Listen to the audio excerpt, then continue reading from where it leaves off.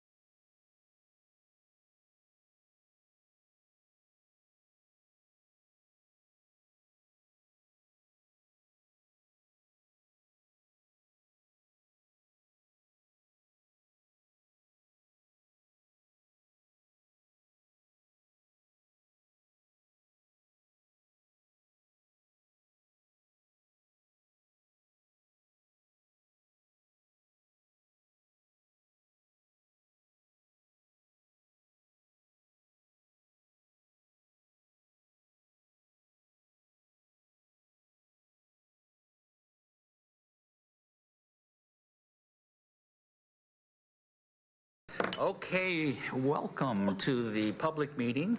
The board has been actually in meeting since 3:30. We've had interdistrict transfers, we've had closed sessions, and now we begin the public portion of our meeting.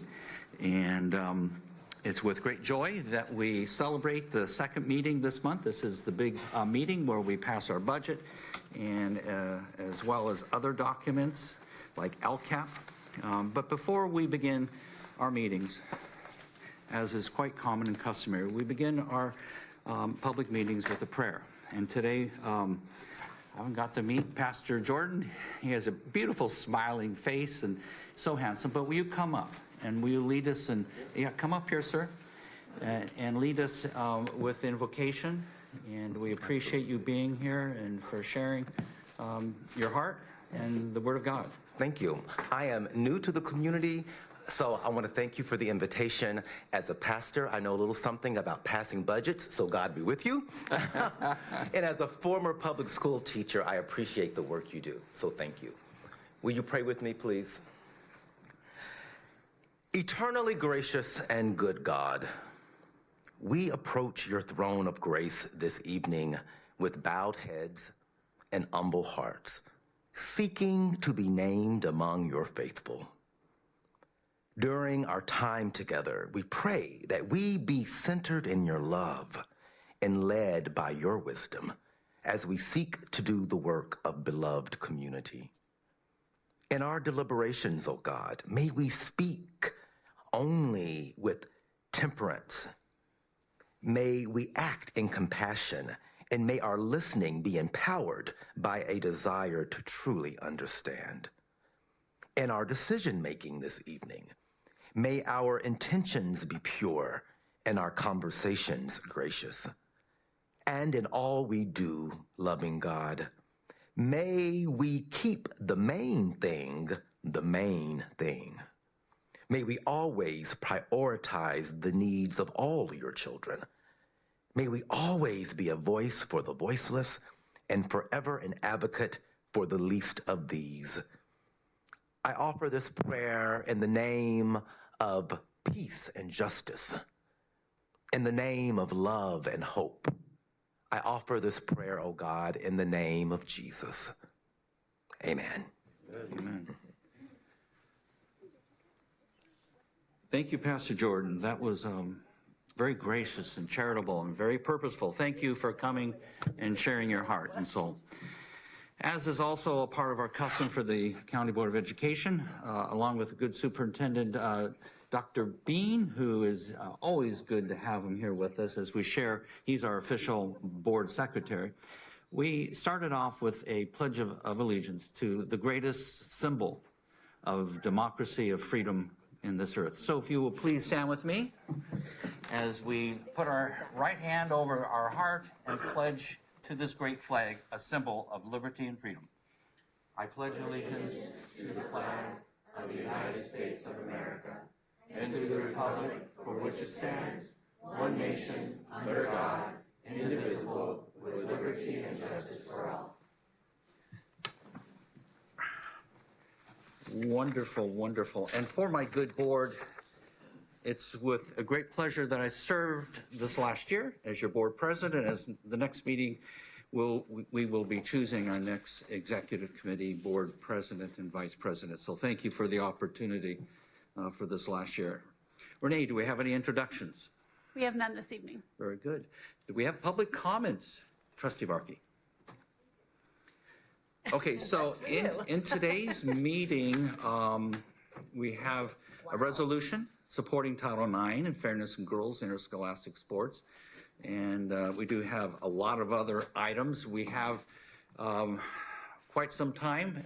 Is there 18? Is it identified for one particular subject matter? They look like generals. All of them are checked off as general. The reason I ask the question is because when we get to that particular portion of our agenda, we do allow public comments for that particular part of our agenda. So if these are general, we have Every single 18s. one says general. Okay, so because we allow ourselves 30 minutes, consensus by the board for 2 minutes for each public comment? Works for me. Works? Okay, so we're going to limit public comments to 2 minutes, and Trustee Barkey will call your name, and she'll have the second individual identified.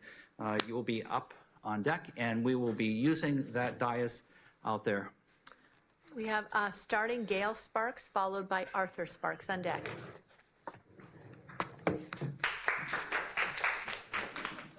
Hi, I'm Gail Sparks. I have a son that just graduated middle school at IIA. I also have a son who's in 3rd grade next year at IIA. And I just want to say that I've had a positive experience at IIA, Irvine International Academy. Staff and teachers are always quick to say hello, make me feel welcome, and I've seen them treat other parents this way as well. And I appreciate what the teachers and staff do at IIA, keeping the school running and keeping us informed as parents. I know there was some concern about a sex ed class recently, and I just want to say that I was given an opportunity to review the content and opt out of the class if I wanted to, or opt my son out.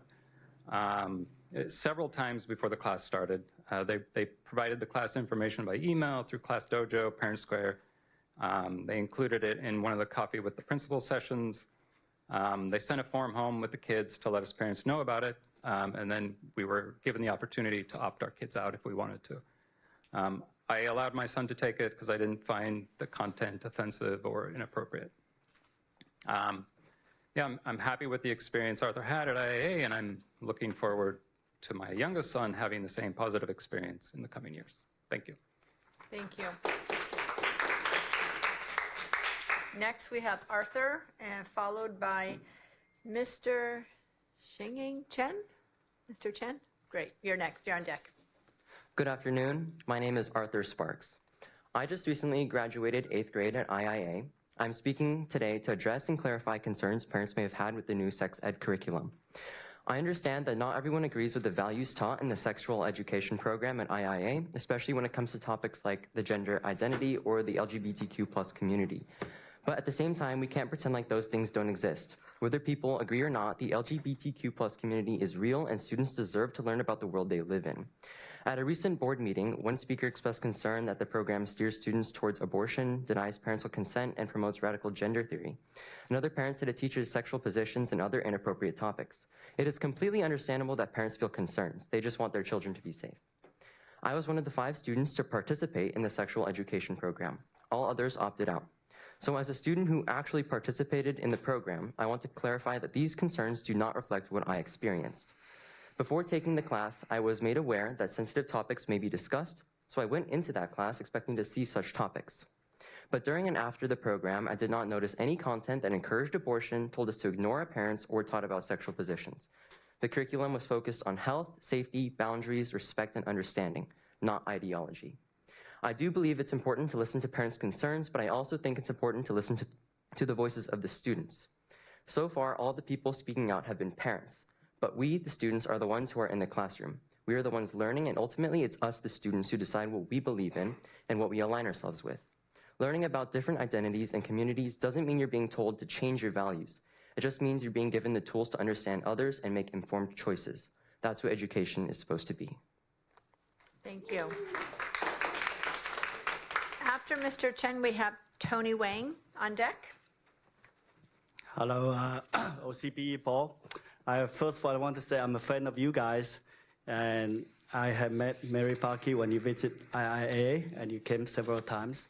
I have known Tim Shorts from afar, from different channels, and Ken Williams, of course, he's amazing to me. He's a role model. As a fellow Christians, he always speaks his faith. So I'm a parent of 2 kids at IIA. And I live in Irvine and Tustin area for like over 30 years. And I have many, many friends, at least like I counted, maybe 1,000 of them since I go to several different churches. And they all love IIA. So last board meeting, we heard like there's maybe a concern, you guys, about school management, and also about possibility of not authorizing IIA. We just feel really sad. That's what I'm here for, to tell you. We love the school from my perspective. By the way, Arthur said, not just from parent, I'm the PTO president. So I wish you can reach out to us too. So next time, any concern, you're welcome to come to IIA. And I work with many events. IIA starting the first year, you guys know a lot of drama there, but second year, Dr. Bean is amazing. He corrected a lot of things. We are building on this foundation, and the school is getting better and better. So through many events, I've been organized together with school administrator, and I see no issues at all. So that's my perspective. Just want to let you know, I hope you guys love IIA as much as we do. That's why I'm here. Thank you. Thank you. Okay. Next, after Tony Wang, we have Katie on deck. Good evening, board members. My name is Tony Wang, and I am a proud parent of 2 children who currently attend Irvine International Academy. Just over a year ago, when our children were selected through the lottery system, we made the decision to transfer them from an IUSD school to IIA. Looking back, that was truly one of the wisest decisions we've made for our family. Since joining IIA, our kids have grown tremendously, not only academically, but also in confidence, curiosity, and character. In addition to being a parent, I also serve on the PTO board as a Chinese parent liaison. IIA is a beautifully diverse school with nearly 50% of the student body being Chinese. It's been a joy to work closely with families in our community, and one of the things we all share is a genuine appreciation for this school. Of course, no school is perfect. IIA is no exception. But what makes it stands out is a strong commitment to academic excellence, bilingual education, and high standards for student growth. In the past year alone, I have personally referred 4 families to join IIA because I truly believe it's one of the best educational options, not just in Irvine, but in all of Orange County. Thank you for your time and for supporting schools like IIA that are truly making a difference. Thank you. Thank you. After Katie, we have Tiffany Kraft. Is Katie here? Okay, we'll skip over. So Tiffany, you're up, and then after that we have Yang Song.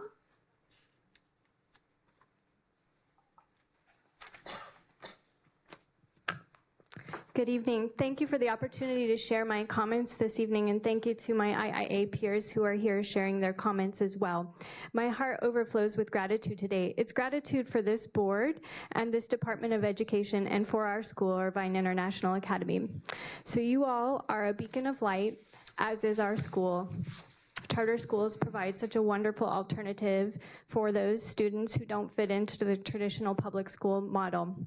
As you know, I came here on May 7th and on June 4th, and I came as a parent who has invested an abundance of time volunteering, caring, listening, researching, fact-finding, preparing for and attending meetings so that we can advocate for our school, our community, our charter, and for student academic success in an informed manner.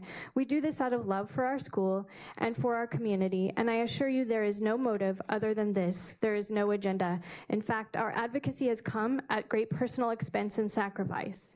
Never have we suggested to or alluded a desire for IIA's charter to be revoked or not renewed, because no one wins with that outcome. We desire strength and unity in our community so that we can optimally support our students and staff and set a positive example. I sincerely thank all of you on this board and at this dais, as I know you recognize this. You have listened with intent and taken the concerns that I and other parents in the IIA community have brought forward seriously. Your responses have been honest and thoughtful. You gave us an avenue when we felt that we were at a dead end. Thanks to your efforts, your engagement, and your guidance, our concerns about IIA's operations are actively being addressed, and we are on the road to reconciliation regarding the retribution we face for blowing whistles. We have a new executive director in place who is excellent and has gone the extra mile to hear all the concerns. She has followed up followed through, and she's been transparent, and she's extended olive branches. I feel a strong sense of optimism for IIA's future, and we are in a much better place than when I came to you on May 7th.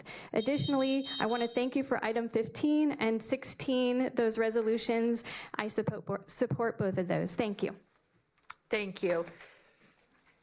All right, and then on deck, we have Rumi. Rumi, is it Rumi? Okay. Dear members of the OCBE, my name is Yang Song, and I am a proud parent at IIA. My son began first grade during IIA's inaugural year, and this August, he will be entering fifth grade. It has been truly inspiring to witness the school's remarkable growth and progress over the past 4 years. Like many new institutions, IIA faced challenges in its first year. However, thanks to the dedication and collaboration of the school board, leadership team, teachers, TAs, staff, parents, and students, the school has made tremendous strides and achieved numerous accomplishments. I want to sincerely thank you for your patience, vision, and belief in IIA from the very beginning. Your support has meant a great deal to families like mine who deeply believe in the school's mission and potential. I understand there are currently some concerns regarding the management of IIA. I would like to share my personal experience, particularly regarding communication, which I hope will offer some perspective. In our experience, IIA has consistently demonstrated transparency in its operations and decision-making. My husband and I have always felt welcomed and heard when communicating with the board, the executive director, principals, staff, and teachers. Whether in person or in writing, our interactions have been frequent, direct, and constructive. Our questions are addressed promptly, and our suggestions are thoughtfully considered. While not every suggestion is implemented, we always receive clear and respectful explanations. Most importantly, our son is thriving at IIA. The school has fostered an open, supportive, and nurturing environment where he feels happy and engaged. He genuinely enjoys going to school every day and cannot imagine being anywhere else. We are so pleased with his experience that we look forward to enroll our younger son at IIA when he reaches school age. I hope my perspective helps to ease some of your concerns. Thank you for your time, your service, and your continued support of our school community. Thank you. And after Rumi is Jennifer is on deck.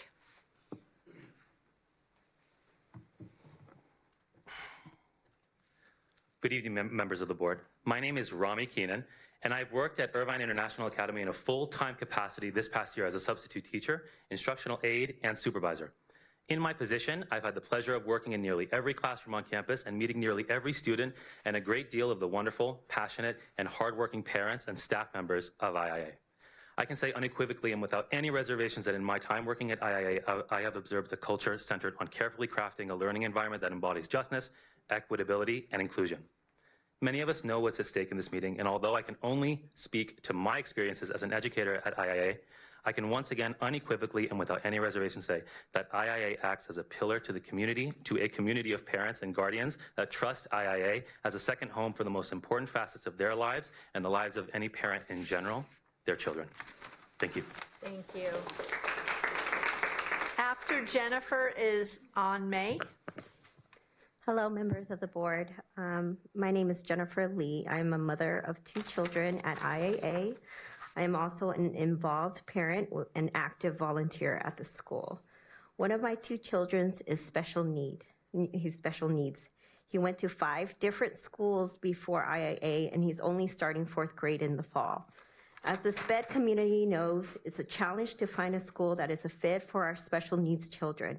But to my great surprise, IIA has been an outlier for us. From the very start and to this day, I am impressed by how inclusive the leaders, all the wonderful staff, parents, and students have been to my child and all the other special needs children at IIA.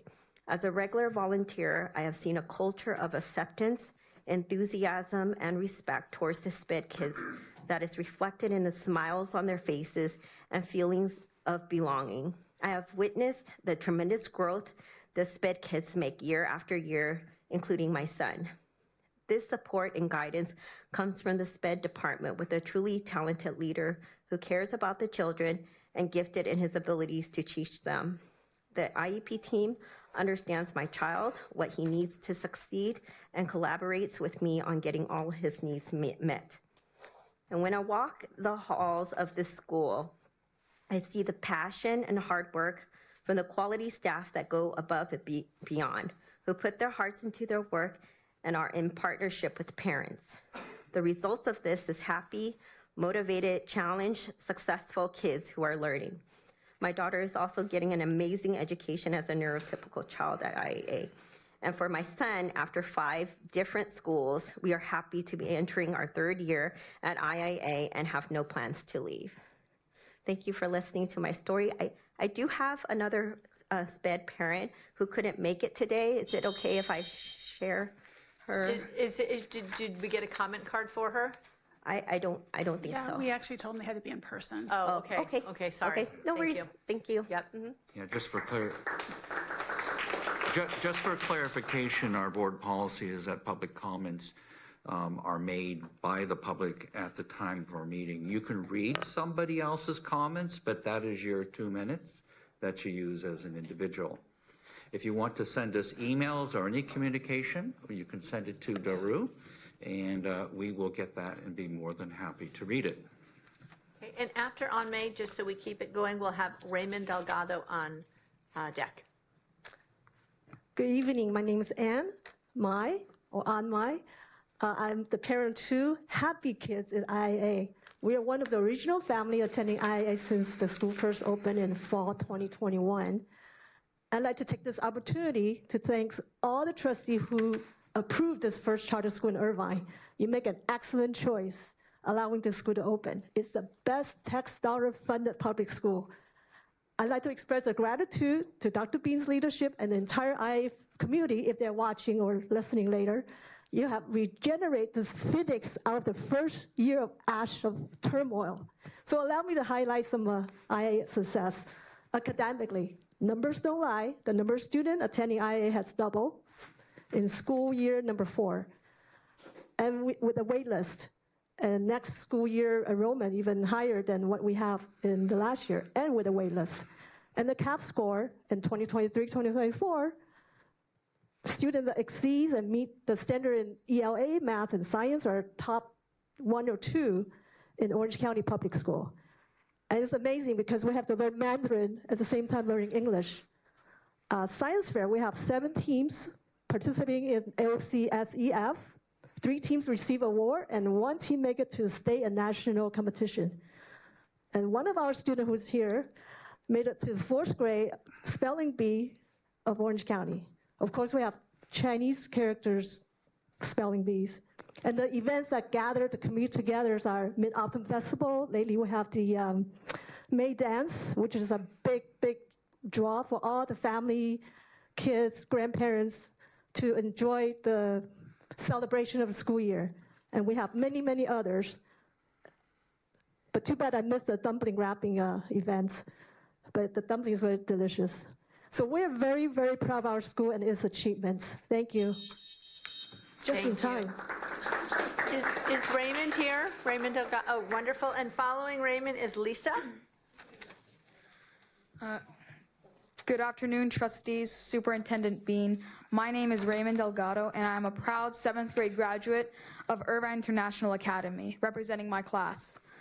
The last time I came to speak at a board meeting, I requested to have a 7th and 8th grade to be added to my school because it was so great, and it still is today.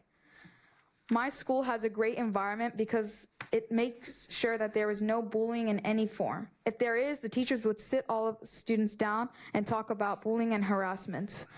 My teachers are open for us to talk to them, and if there is a problem, they will find a solution with us and for us. IIA provides a great education for everything, and if IIA did not exist, my area where I live would have me go to a school right next to my house. That school doesn't provide a higher education than IIA. My school provides a great education, mostly because of my teachers. Whenever I have a question about any subject, whether it's math, Mandarin, ELA, I work it out with my educator, and they will answer it and help me.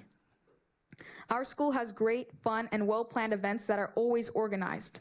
We have amazing parent and student volunteers that provide new ideas, along with dedicating their time and effort to help with school-related events. With that being said, another topic I want to address is the concern of there being no supervision on the Disneyland field trip for the middle school students. I was present at the Disney trip, and the middle school students were there to be in an imagination camp to learn and then explore the park. The teachers were in fact keeping track of us by organizing us in groups with a chaperone. My group had a chaperone that made sure we didn't get into any trouble and we were organized. We also had to take a picture as a group every 30 minutes to report where we were when exploring Disneyland and send that picture to our lead middle school teacher. IIA has helped me be a more successful student and has prepared me for upcoming experiences. Thank you for your time. Thank you. After Lisa is Jack.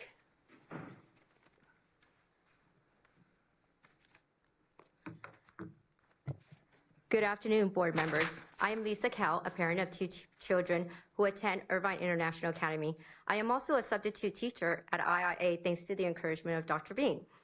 In addition, I am a very involved TK and kinder room parent, and I serve on the PTO board as well. I thank you for taking parent comments very seriously, but please keep in mind that the June 2nd board meeting represents only a handful of parents.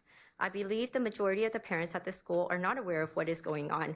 Many of the parents I know are extremely happy and have had wonderful experiences. As you will hear today, many families like mine love this school.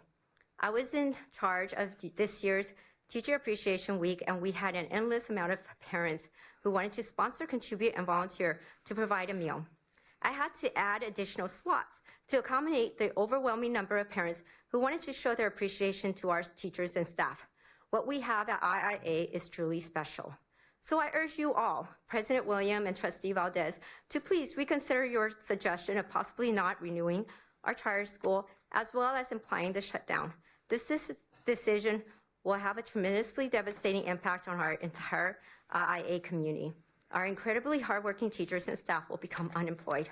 Our appreciative families will be stressed to learn that they will have to find another school for their children to attend. And most importantly, the once smiling students will now be heartbroken to know that the doors they walk through daily will no longer be open for them to learn. I strongly believe that our new executive director is well qualified to lead this school in the right direction. She has a lot of the similar characteristics that we all were so fond of in Dr. Bean. Please give Dr. Henry the opportunity to serve our community and lead us to success. We want to continue with all the accomplishments we have earned this far. Please give IIA a future. Thank you. Thank you. After Jack, we have Elizabeth on deck. Good evening, members of the board. I am here talking on behalf of Christy Bake, who cannot be here today. And I'm going to deliver a message. I am also a parent at IIA and have one very young kindergarten student who has been in IIA last year. I'm going to start with Christy Bake's message first. If we have time, I'll continue with my observation and comment. My name is Christy Bake, and I'm a teacher who's seen the heart and soul of the school every day for the past 3 years. Although I cannot be here tonight, I want to voice what I know IIA stands for. IIA has made meaningful growth, not just academic results, but in school culture, student engagement, and family involvement. Together, we've built a community of genuine trust and support among students, teachers, and families. We build a culture of excellence where students are challenged academically while feeling safe to take risks, be creative, and grow in confidence.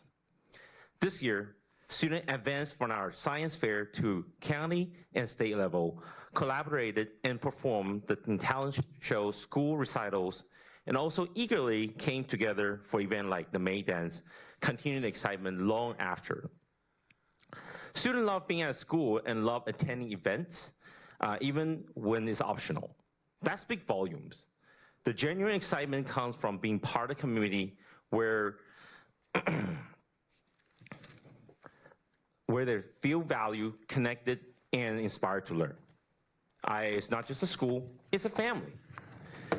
IIA is working. We're building something lasting and full of purpose. To shut it down now would not only be a setback for the students, but a loss for the entire community. I have 10 seconds. I just want to say that as a family, as a parent, my child feels like very welcome and thrive, being challenged academically and being really happy at school.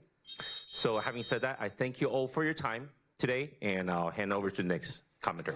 Thank you. After Elizabeth, we have Nathan is on deck. Good evening, members of the board. My name is Elizabeth Shi. I am the mother of 3 IAA students. Tonight, I will be reading a letter on behalf of Ruth Chi, former PTO Vice President. Dear members of the Board of Education, I'm writing to sincerely thank you for your support and commitment to IAA over the past 4 years. My daughter began attending the school as a 4th grader during its founding year, and it has been an incredible journey of growth, transformation, and community. The early years came with their share of challenges. As with many new schools, IIA experienced growing pains, including leadership transitions and differences in vision between administration and parents. These obstacles led to a drop in enrollment during the 2nd year. However, with time, dedication, and the arrival of strong leadership, such as Dr. Stephen Bean, who served as executive director for 2 pivotal years, we began to see stability, focus, and renewed momentum. Today, IAA has become a true home for our family. My daughter has grown tremendously, both academically and socially. Her math and language skills have advanced significantly, as well as her ability to read and write in Chinese that has far exceeded our expectations. One of the most special moments this year came when I asked my daughter what stood out as her most memorable experience. Without hesitation, she said it was a Disneyland educational trip. She told me how much she enjoyed learning about Disney's unique approach to innovation and engineering, and how those elements work together to create imagination and magic. I was fortunate to attend the trip as a chaperone along with other supportive parents and staff. The students in my group were exceptionally well-behaved and respectful. I was especially moved by one student's leadership and positive attitude throughout the day. It made such an impression on me that I wrote a letter to his mother to thank her for raising such a kind and responsible child. As my daughter prepares for her final year, we're confident that IAA will continue to grow and be a successful place for our daughter to thrive. Thank you. Thank on behalf you. of Ruth. After Nathan, we have Andrew on deck. Hello, my name is Nathan, and I have been at IAA since the first year. I'm reading a letter by Alfonso Padding and 11 other parents. Dear members of the Board of Education, we, the undersigned parents of currently enrolled students, are writing in strong support of Irvine International Academy's Mandarin and English dual immersion charter school.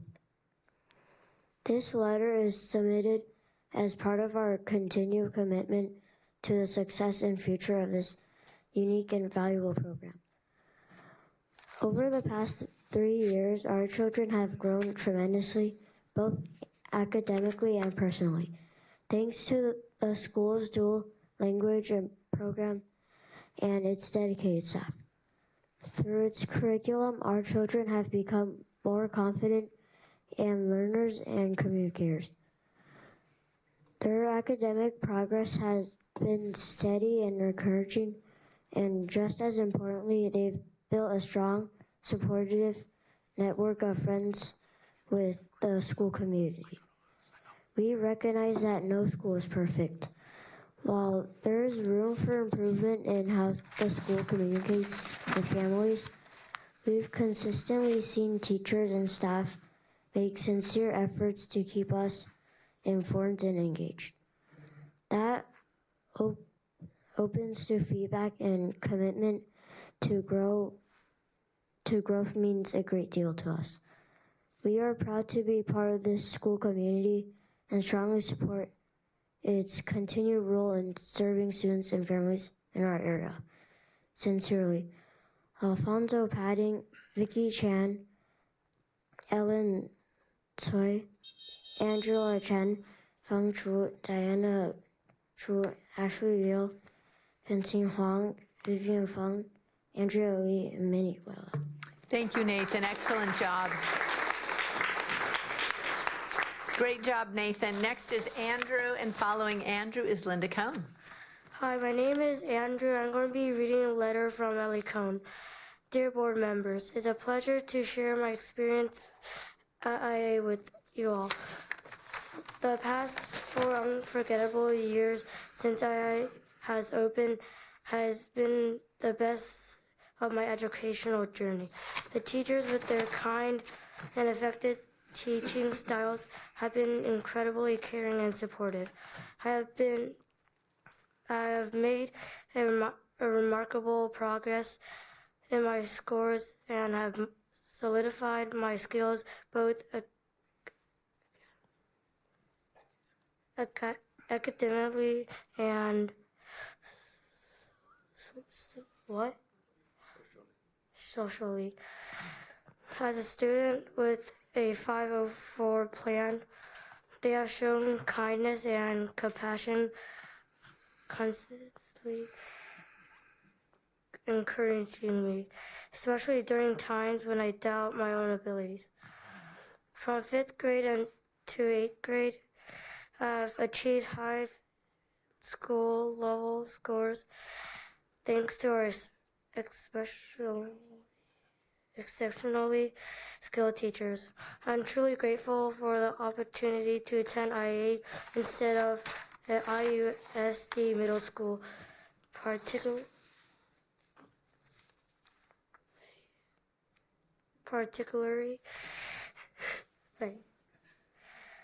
for the emphasis on science, math, Chinese language learning, and a strong preparation for high school that I received. I would also like to give a special thanks to Mr. Gibbons, whose efforts have secured my place in math to enhance for 9th grade. I look forward to my sister enjoying the same wonderful experience I had, as well as future students in IA. Thank you.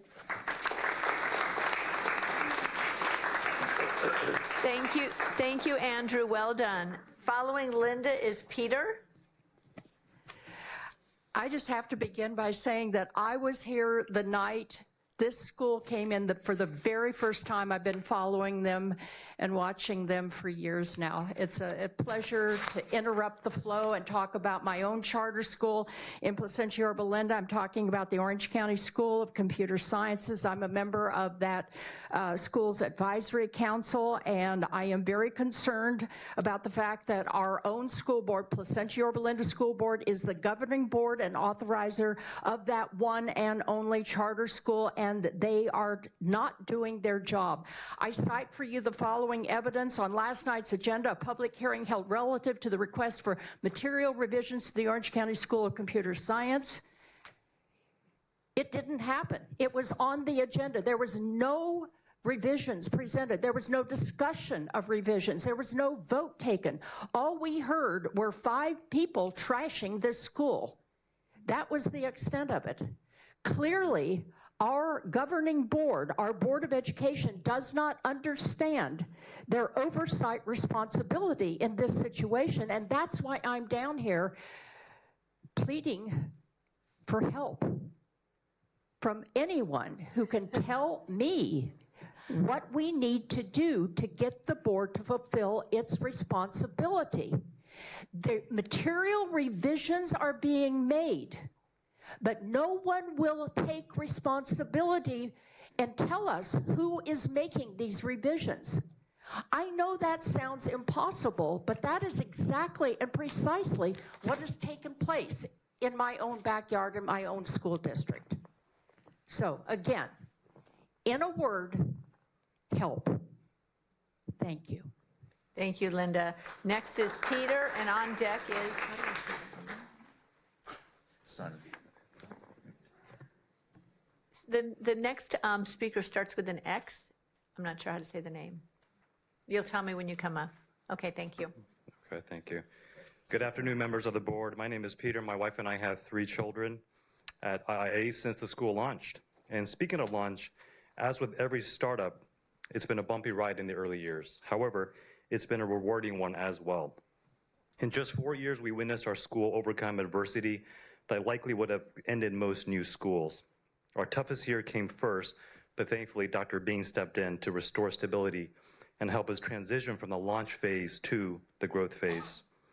While the school still faced financial challenges that are typical in the early years, we pressed forward with strong collaboration and communication with all stakeholders.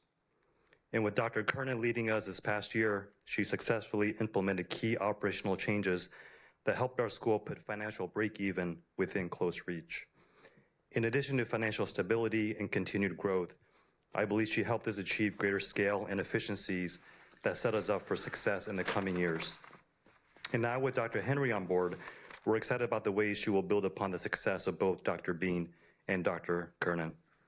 This is important to us because IIA is more than a school. It's a family, it's a community that has significantly shaped our children's lives and our lives as well. Bless you. Thanks to the leadership and culture of IIA, we see our teachers being more vested and engaged with students and families than at other public schools. And it's been a true joy to witness the many ways our teachers and staff have made an impact on our children. It's our sincere hope that the school will continue forward, building upon past success and improving where needed to better serve our current families and many, many more to come. Thank you. Thank you.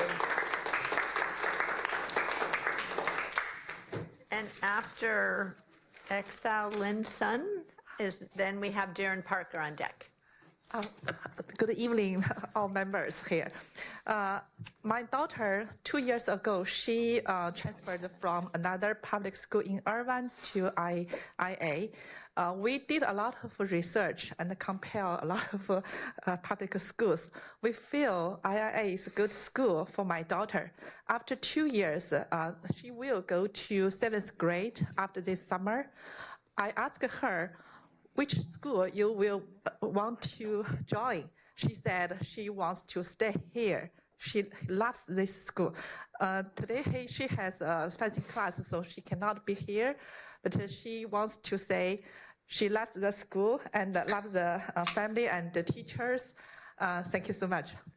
Thank you. After Darren, we have Yu Lau next. Yao Lau.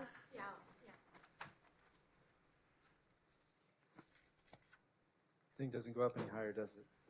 All right. This is kind of unexpected. I didn't know that there would be this many people here from IIA, and it's really fantastic to see this kind of involvement from the students and from the parents. It is demonstrative of the love that we have for this school. Nobody wants to see it close. We only want to see it improve. And it's really special. It's great to see everybody here tonight. My kids love IIA. They don't always love school itself, but they definitely love IIA. They've got 2 more years there. We are a school that's set apart. We're a small school, and for us to continue to be set apart, we need to be very fiscally responsible. And I would like to suggest there's some great candidates for school board positions at IIA that are very talented financially. And I think they'd be a great addition to the board. Thank you. Thank you. All right, and Heidi, you are on deck. Hi, good evening, board members, and thank you for your dedication to supporting OC education. My name is Yao, and I'm a parent of a kindergartner who's been attending IIA for the past 2 years. And over the past 2 years, our family has had an overwhelmingly positive experience. My child loves going to school each day, and I've seen firsthand how the teachers and staff pour out care and attention into each student. As 2 full-time working parents, IIA has been such a blessing to my family, and it's a place where I trust to send my kids, not only because of the school staff, but also from the front desk to the teachers, support staff, and instructional aides, but also because this community of parents who have become such close community that I will call my friends. I've done my best to give back as a parent, including volunteering at school events and field trips and serving as a judge at the science fair, and I was so proud to witness the incredible work of our accomplished students and the dedication of our teachers. Our family has loved every one of our teachers. They've been nurturing, patient, and attentive, giving individualized care to know what my child's interests are and where he struggles, and helps my child thrive. While I've heard some concerns raised in public forums, I can only speak to my own experience, which has been one of support, communication, and community. I know this past year has brought transitions, and I've seen how hard the administration have worked alongside a committed group of parents to navigate through those challenges and improve where needed. They're not definitely Dr. Beam, but they're trying their best to fill some big shoes. A close friend of mine also has a child with special needs who joined since TK, and she has shared how supportive she has felt by Mr. Hernandez in the school and how well her child's needs have been addressed. IAA offers a unique educational model that we could not find in our local district schools, especially the Mandarin English immersion, special STEM curriculums, and the high level of parental involvement that truly made the school special. So thank you. Thank you. Following Heidi is Kendra.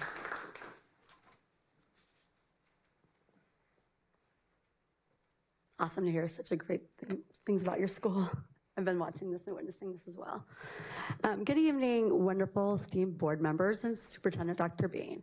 On behalf of Suncoast Prep Academy, staff and families, we are so incredibly grateful for everything you've brought to our school with your continued support as our authorizers in keeping our beloved school thriving. I'm very happy to report the percentage of families participating in state testing increased this year, and we just completed re-enrollment for next year and have 1,700 students on our waiting list. So you can see the excitement for our school. You remember when we had 70 students, right? I know you guys do. We consistently had community building events with our weekly field trips exploring various places throughout LA and North and South Orange County. We had a yearbook team that completed an impressive yearbook that highlighted so many highlights throughout the year. We just had our graduation ceremony at the end of May, and it was beautiful to witness families share their gratitude for an independent study model of education. We had 20 high school students graduate this year, and families shared how special it was when their high school students were completely engaged in their learning from the morning until the afternoon, and what it sets us apart from public education. There wasn't a dry eye when families made their speeches to each of their graduates, truly special. Next year, I'm proud to share we are also increasing opportunities for high school students where they'll discover their inner leadership, participate in internships, as well as creating opportunities for students to be involved in running our school through advocacy and leadership. We are also eternally grateful for your support in opposing AB 84. We have been actively involved in ensuring our families continue to have the free choice and choice in their right to choose their child's education. We have to stop this fiscally irresponsible and direct attack on our charter schools. It moves on to the Senate now after passing Assembly, and we will be rallying behind this opposition of this bill on June 23rd. We're excited for next year and our continued success. Thank you so much. You guys are awesome. So after Kendra, we have Alina on deck. And Heidi, I just want to say we really appreciate your monthly updates. The fact that you come here every month and let us know what's going on, we really appreciate you. Well, yeah, that's all right. We have 2 meetings this month because of that. Oh, well, there you go. Good evening, board. My name is Kendra Chow, and I too am a proud parent at Irvine International Academy. You've heard concerns from a small group of folks through prior meetings, and I want to thank you now for listening to this broader community and weighing these critiques for what they are. Our school's leadership actively listens and responds. I want to thank our administration, Dr. Kernan, Mr. Schmitter, and now Dr. Henry, and many, many others. And through monthly coffee with the principal, regular Parent Square updates, an open door policy, and a parent-inclusive principal transition team where Mr. Schmitter responds in a timely manner, we are kept informed. Our school website shares transparent info like board meetings, policies, and a clearly posted complaint process. Our board actively listens and tracks parent concerns and outcomes. Our teacher partners with parents and cares deeply about what's best for all students.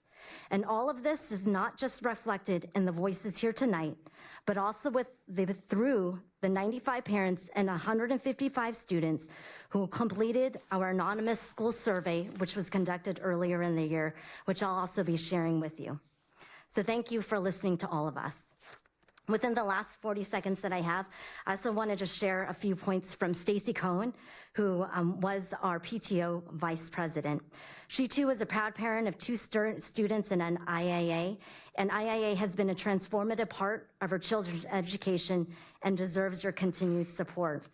Her oldest daughter is part of IIA's first 8th grade class, and she's well prepared for high school, both academically and emotionally. The dedication of the middle school teachers has truly made a difference in her success. In closing, I know I'm skipping ahead in many parts, but as a parent, she couldn't ask for a better foundation for her children's future, and she thanks you for believing in IIA and supporting every student and family it serves. Thank you. And after Lena, we have, sorry, I need glasses for this one, Michael. Michael?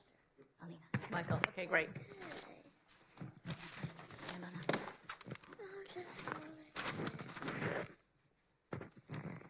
Hello, my name is Alina Chow, and I'll be attending Irvine International Academy next year as a 4th grader. I am speaking on behalf of my brother Lucas Chow, who is shy to read. Dear OC Board of Education, this year I was in Miss Greengard's 5th grade class. She was honest, genuine, and cared about our learning. A few weeks ago, we took the CASP test. Last year, our school earned the title of California Distinguished School because of our strong scores. Before the test, Ms. Greengard reminded us to check our work. Then we took it quietly and independently. I was surprised and scared when I was called to the principal's office afterward. Mr. Smitter asked if Ms. Greengard had helped us during the test. I told them the truth. She did not. Our testers are a result of our hard work and understanding. We did not cheat. Thank you.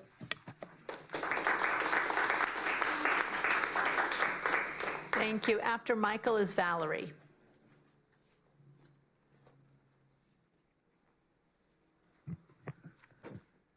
Hi, esteemed board. I'm here to speak to you about, IIA and, the amazing school as you've heard that it is for us. It is great being an international school with multiple different communities and, that are there. We have a great demonstration of our Chinese community is here, and I'm actually here supporting our Russian community. There's a large Russian community at IIA and also a large Latino community at IIA. The school has grown and scaled in ways that we could never have imagined when it first came on board. My daughter has been there for 3 years now and continued to grow, and the bit of education that is behind it is amazing. The scores, the testing, the pieces that come out of it, but with growth comes change, comes scaling, comes how do we continue to meet all of those things that are behind it. That is where the 3 pillars are the most important to everything, which are the parents, the administration, and the board being the IIA board and this OCBE board. As things continue to grow and scale, change comes across. Change is difficult for everybody to understand, for everybody to adapt, for everybody to be able to know what that change is. So we ask for continued communication and clarity, especially for people that don't speak English. There are many people in our community being an international school that one parent or some of the parents don't completely speak English, and we do need to use resources we've used in the past with our PTO, translators, or other members of the community to help make sure that everybody knows these changes and these communications that are coming across, and they're understood in their native language so that they can feel inclusive, they can feel that they're part of the community and understand everything that their children love about the school and where it comes. Understanding of the fiscal pieces that have come across. We've had some hard times, we're working on better times, but it's a little cloudy where certain things aren't, and everybody does great donations into the school and want to continue to do that, but they want to understand where's everything going, how are we spending it, what are we doing going through it, and then the last piece is, just the overall communication. I'm very excited about Dr. Henry and what she's doing to be able to continue that communication and the time that she's given me to be able to do that, and I look forward to the changes in this next year.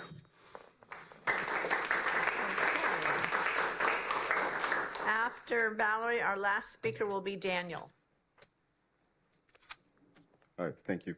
I didn't have a prepared speech, but first thing I want to say, I'm pretty happy to see a lot of families from IA today, from parents, teachers, students. I think it's an honor to kind of see that, to see even the young ones speaking today.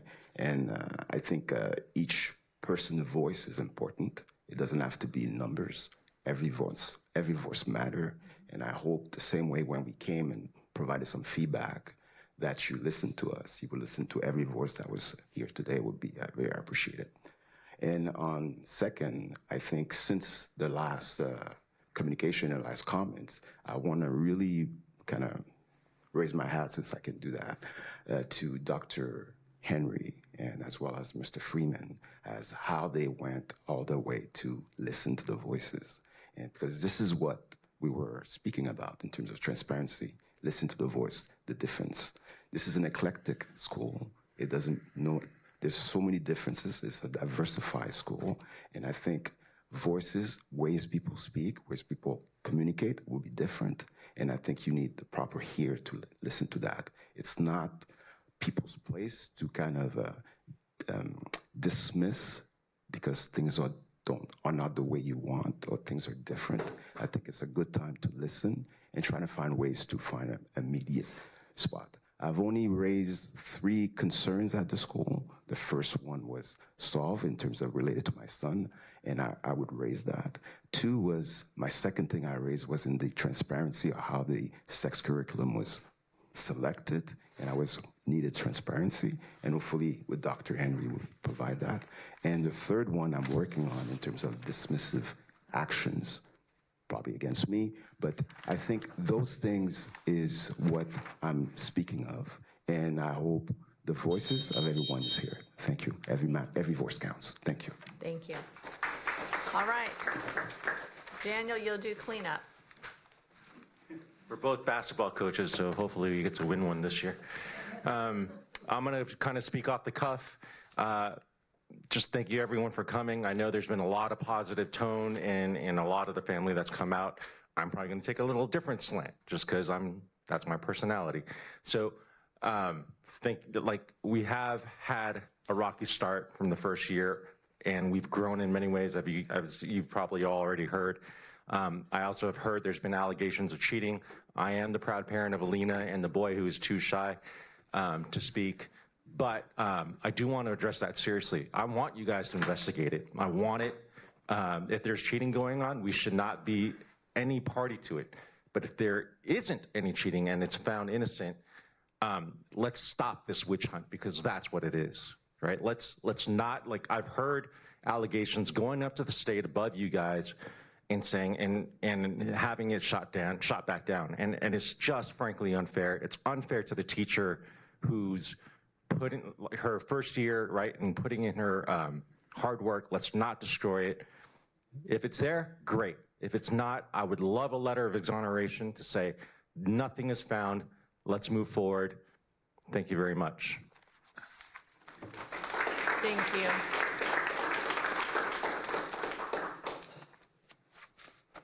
Okay.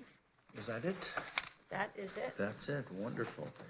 Okay, moving on with the agenda. Item number 3, I have a motion for the consent calendar approving the diplomas. So moved. Second. A motion, a second.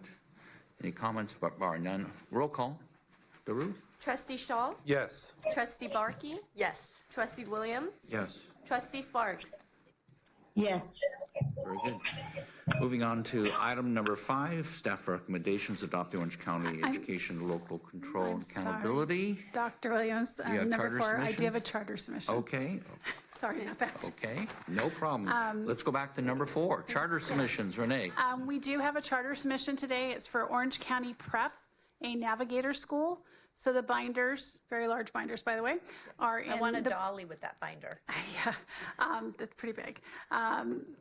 They're in the board chambers. It's public hearing will be on August 6th, and action will be taken on September 3rd.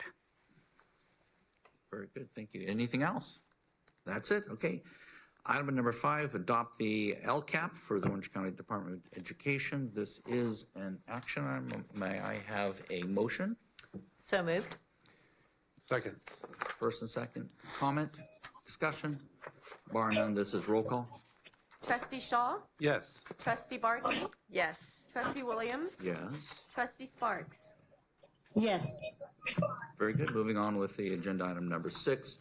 This is an action item adopting the LCAP for the College and Career Prep Academy. May I have a motion? So moved. Second. Motion second. Discussion? Barring none, this is roll call. Trustee Shaw? Yes. Trustee Barkey? Yes. Trustee Williams? Yes. Trustee Sparks? Yes. Motion passes 4-0. Moving on to item number 7, approving the service fund budget of the County Superintendent of Schools. May I have a motion for such? So moved. Second. Motion and a second. Any discussion? Barring none, roll call vote. Daru? Trustee Shaw? Yes. Trustee Barkey? Yes. Trustee Williams? Yes. Trustee Sparks? Yes. Very good. Motion passes 4-0.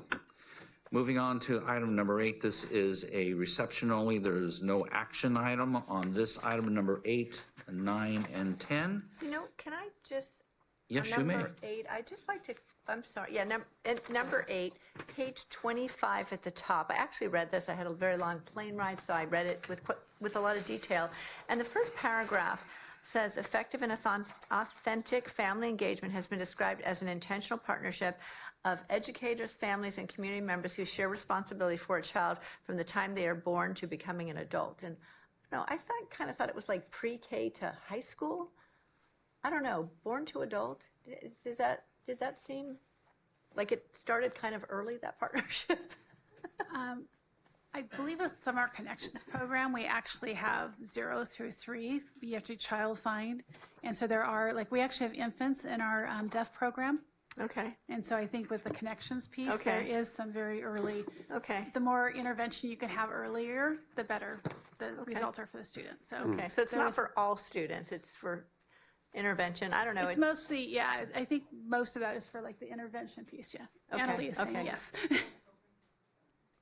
You can go up there, please. You can answer much better than I can. So.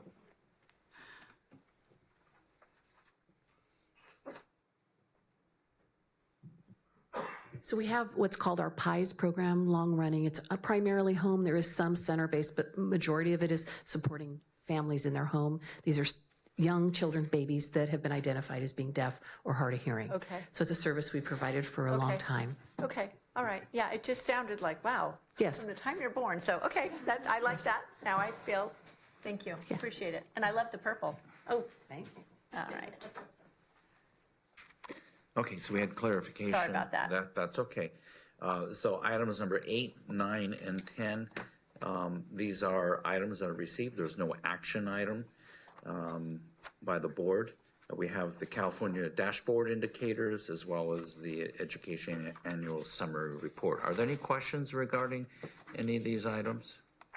I've used up my question. You used up your question. Okay.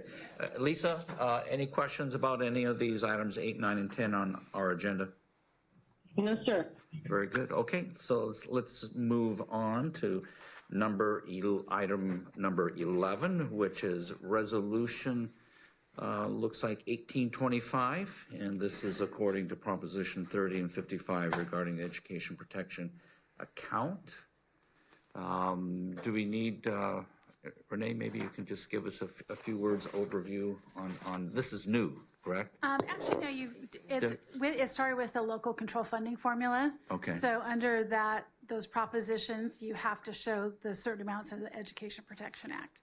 It's still part of the whole funding. It's just that it has to be separated out. And I will ask Mr. Giordano to answer that, and if I missed anything. Okay.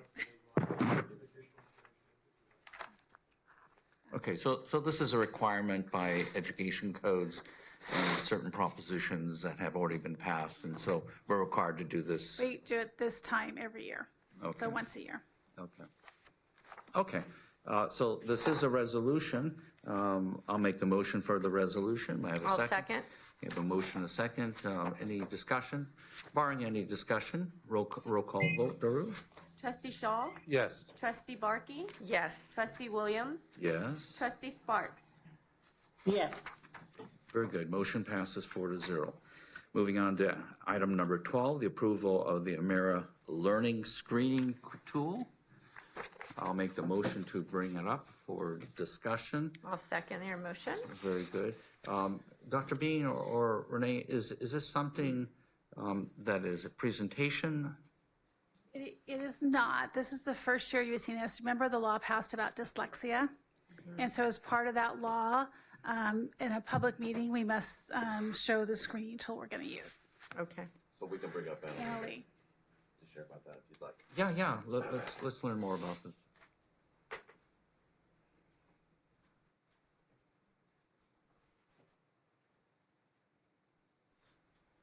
So the mandate required us to pick a screening tool that we would utilize with our students. And these are for kindergarten through grade 2. So these are students that all students would have the opportunity to take it. So we chose, there were 4 choices to choose from. We found the one that was best, most suited for our students globally, both our students with disabilities as well as our, all of our students, right? So our general student population. We don't serve a great number of students at that age range. Majority of our students are secondary students, but this allows us to be prepared in order to provide that screening for students, right? It's a reading screening. So what screening have we used? We chose Amira. So did we use a previous different type? There are different screenings. No, not necessarily. This was really designed for that particular age group. So like in our special ed world, we have a variety of different, so some of our students have already had that screening. This allows for all students within that grade range to have that assessment tool available to them so they can identify early. And this is one of those screening tools that are on the approved list. Exactly, that's exactly right. So we chose it. We had our own reading experts make some recommendations to us as to which tool they felt would be most appropriate for our student population. Any further questions regarding this resolution? Okay. Trustee Shaw? Yes. Trustee Barkey? Yes. Trustee Williams? Yes. Trustee Sparks? Yes. Yes, the item, very good. Item passes 4-0. Moving on to agenda item 13, presentation on our ethnic study curriculum. We'll call Mr. Jonathan Swanson as well as Trish Walsh to the podium.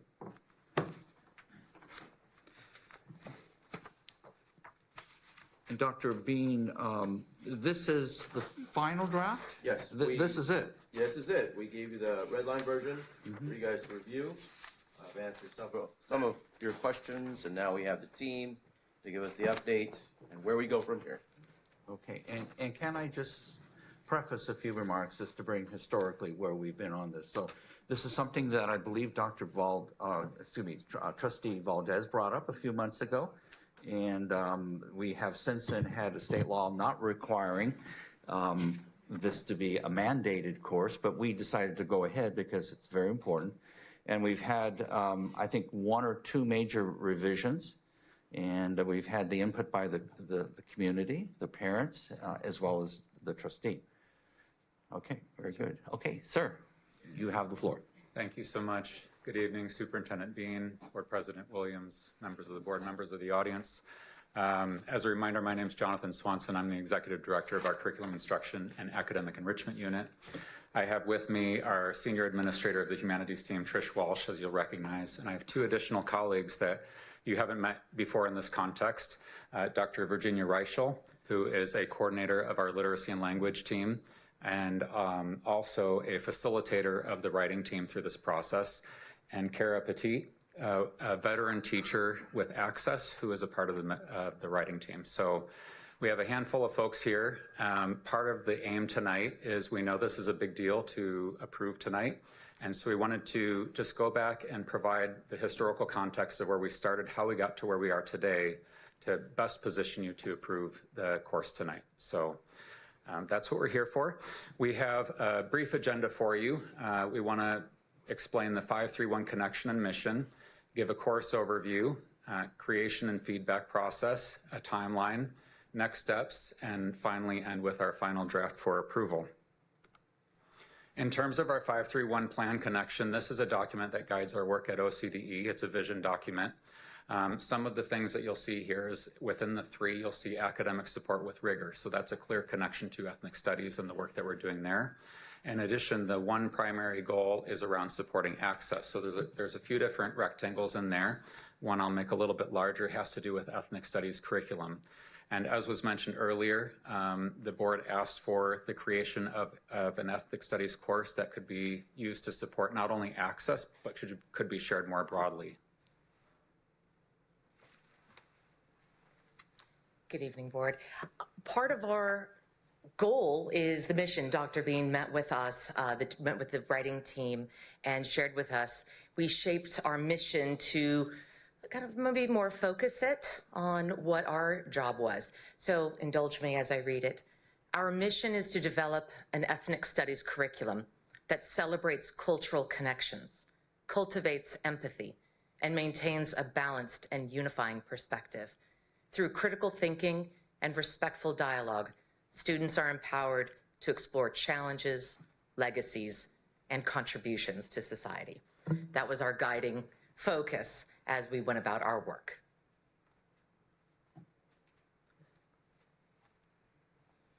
So just to remind you a little bit about the course and the approach we took from the very beginning in the design.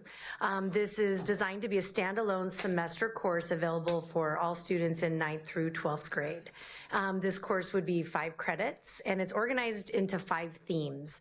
And that was something that the writing team really thought was a great idea, so that it would be accessible for access students in particular that have different schedules and different times of entry into courses at times. The plan is to move forward piloting this course in the upcoming school year in 25-26, and everything about our course outline is designed to comply with AB 101.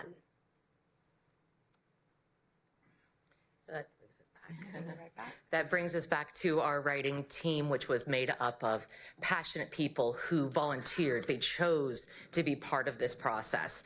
And so we have our access teachers, which we're very fortunate. The people who volunteered, the people who wanted to be part of this process came from many different areas. So we had people from our Sunburst program, from the juvenile court schools, from our day school programs, and from our contract learning programs. So we really had a broad perspective. Then we, of course, we had access administrators, we had some directors, and we had principals who came through to offer their perspectives. So again, really a unique opportunity. And then, of course, the team here from the Department of Education. So we really had quite a great cross-section of people. So it was very exciting to have that opportunity to be a part of this development process in the curriculum. And I had the honor to work with all those and learn with all those amazing educators. And I love this opportunity to share with you the way that we did receive and interpret and then revise the curriculum with the feedback. Like Trustee Williams said, we had the 2, but we also had 3 other feedback opportunities where we had more public focus groups. And so that was in November of last year, of January, December, and of January. And so each time that we had these public feedback time, the teachers, the writing group got back together to evaluate and revise and incorporate that feedback back into the curriculum. Drafts were shared with the board workshops, and so we also got received feedback back from the board, from particular board members, and then we had the 30-day review, the 30-day public review.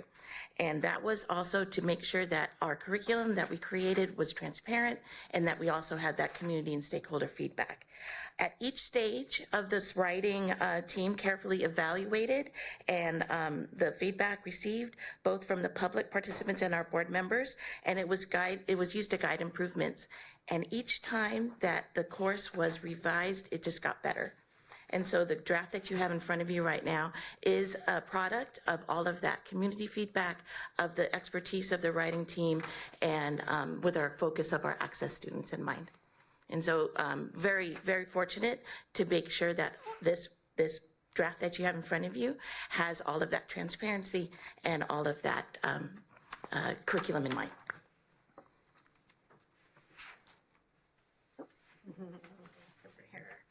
And that's really what we just wanted to highlight, the feedback and transparency that was the major really focus of the project.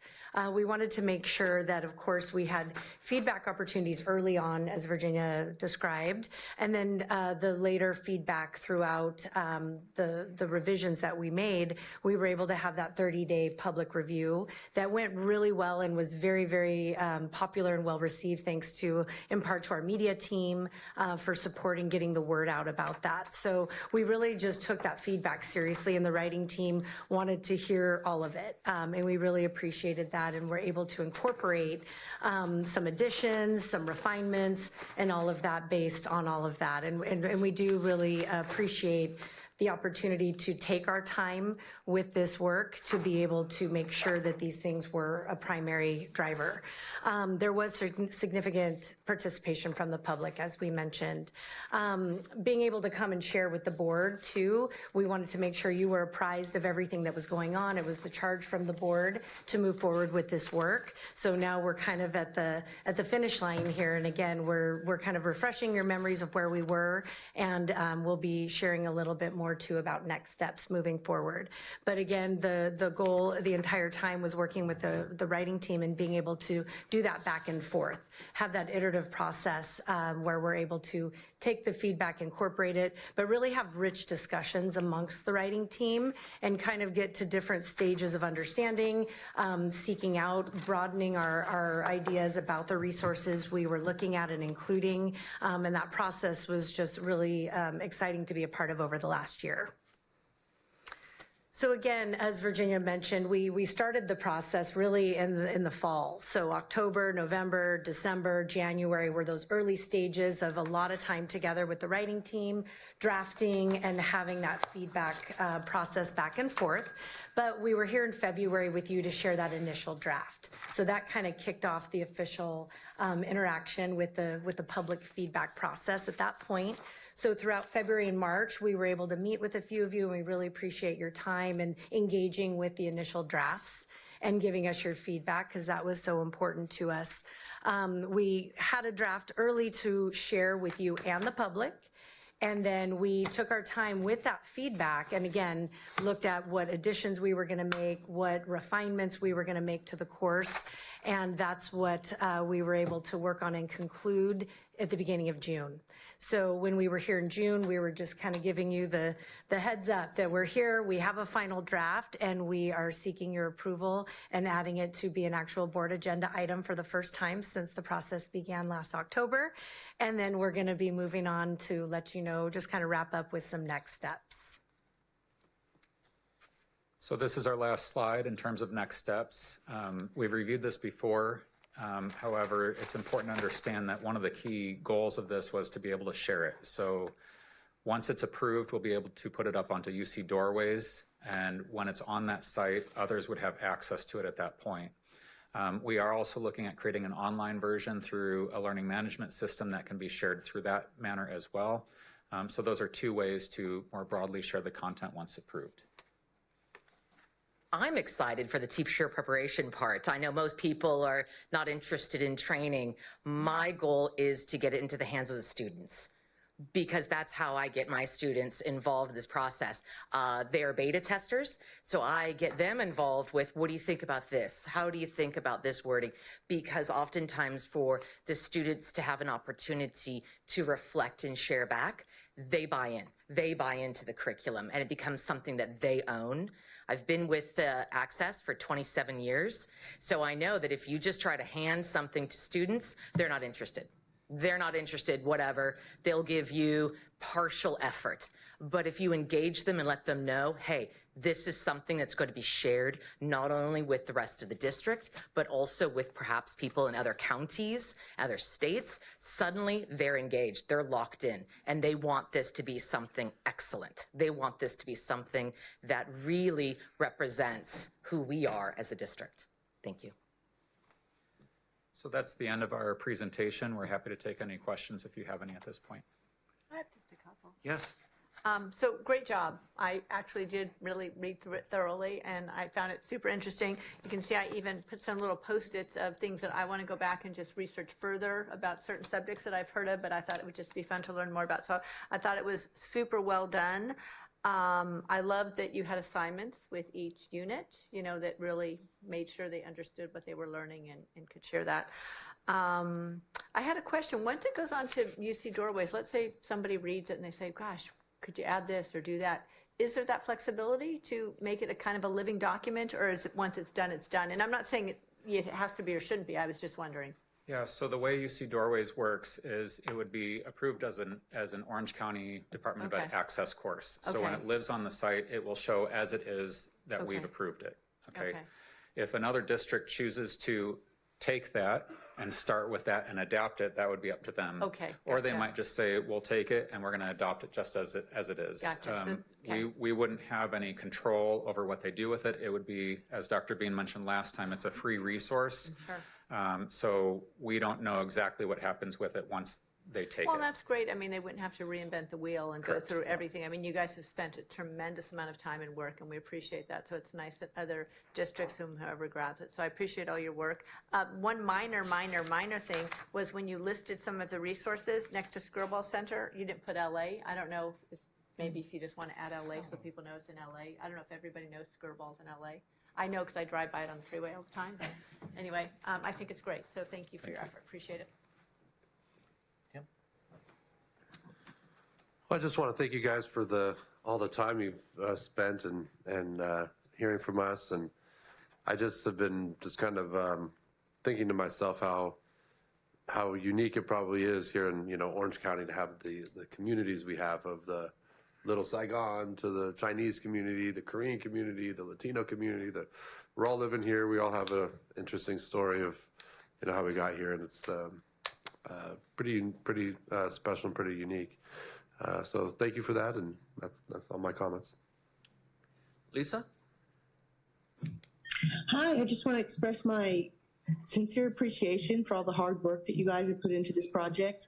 I really enjoyed being a part of that in the early phases. It was really fun to interact with you guys and see kind of what you were up to, what you were piecing together, offer a few ideas and suggestions, and you really listened to us. And I think the public needs to know that you really have been very sincere about doing your very best to listen to our feedback, listen to the public's feedback, and really integrate that into the curriculum that you put together. I think it's going to be an amazing resource for people and districts to pick up, and then of course adapt to the unique needs of their district. But I just express my awe and appreciation for all the hard work you guys put into this. So congratulations. Very good. Yeah, and I'll just finish up the comments before we go on and officially vote on this issue. I want to thank Dr. Bean, who really listened to the board. Just historically, I did ask Wenyan Wu, who is a part of a very active national effort to fight against a left woke-minded mindset of curriculum. And she made some criticisms, made some remarks. Those remarks were taken into consideration. And please correct me for the details, but the staff took that information, which Dr. Wu provided, and then put it into an AI software, and it came out that it was now to the right of the middle. And there were certain expectations and requirements by the state that her recommendations did not meet the state requirements. So we put it back into the hopper, if I can use that term, and we came out with a new version that was pretty much centered in the middle. It wasn't left, because the first one was literally to the left of the political spectrum. And now we had something that was centered and yet met the state requirements. So please correct my historical interpretation. Okay, thank you. So that takes a lot of effort to restart everything and reboot everything after that effort. So I want to thank the staff. You guys did awesome for creating this document. I also want to totally agree in Unit 1 under the inquiry question 4 that you included the remarkable journey and story of Dr. Bean. I think that in and of itself is an analysis of a very unique and wonderful leader in Orange County here. And his story will be inspirational for other people to know about. Okay, so that's my kudos for you guys. Any other comments or questions by the board?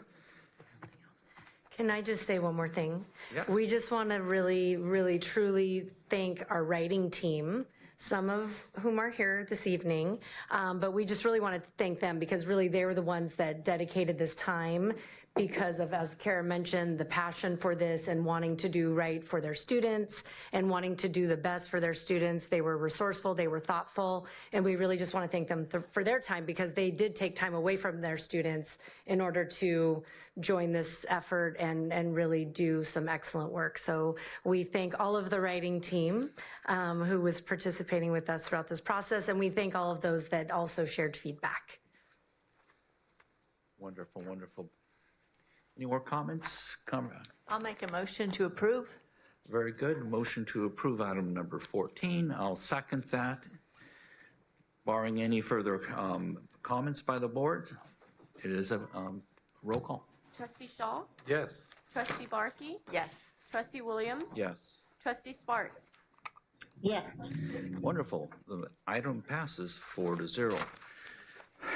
Thank you. And get ready for the financial literacy is next, and then Love it. Can't wait. Civics Can't- is after that. Cannot wait. There you go. Those are two hot topics on my Yes. list. Love it. And that's what we should be doing in education, directing our efforts at academic understanding and instruction. So And excellence. And excellence, absolutely. Okay.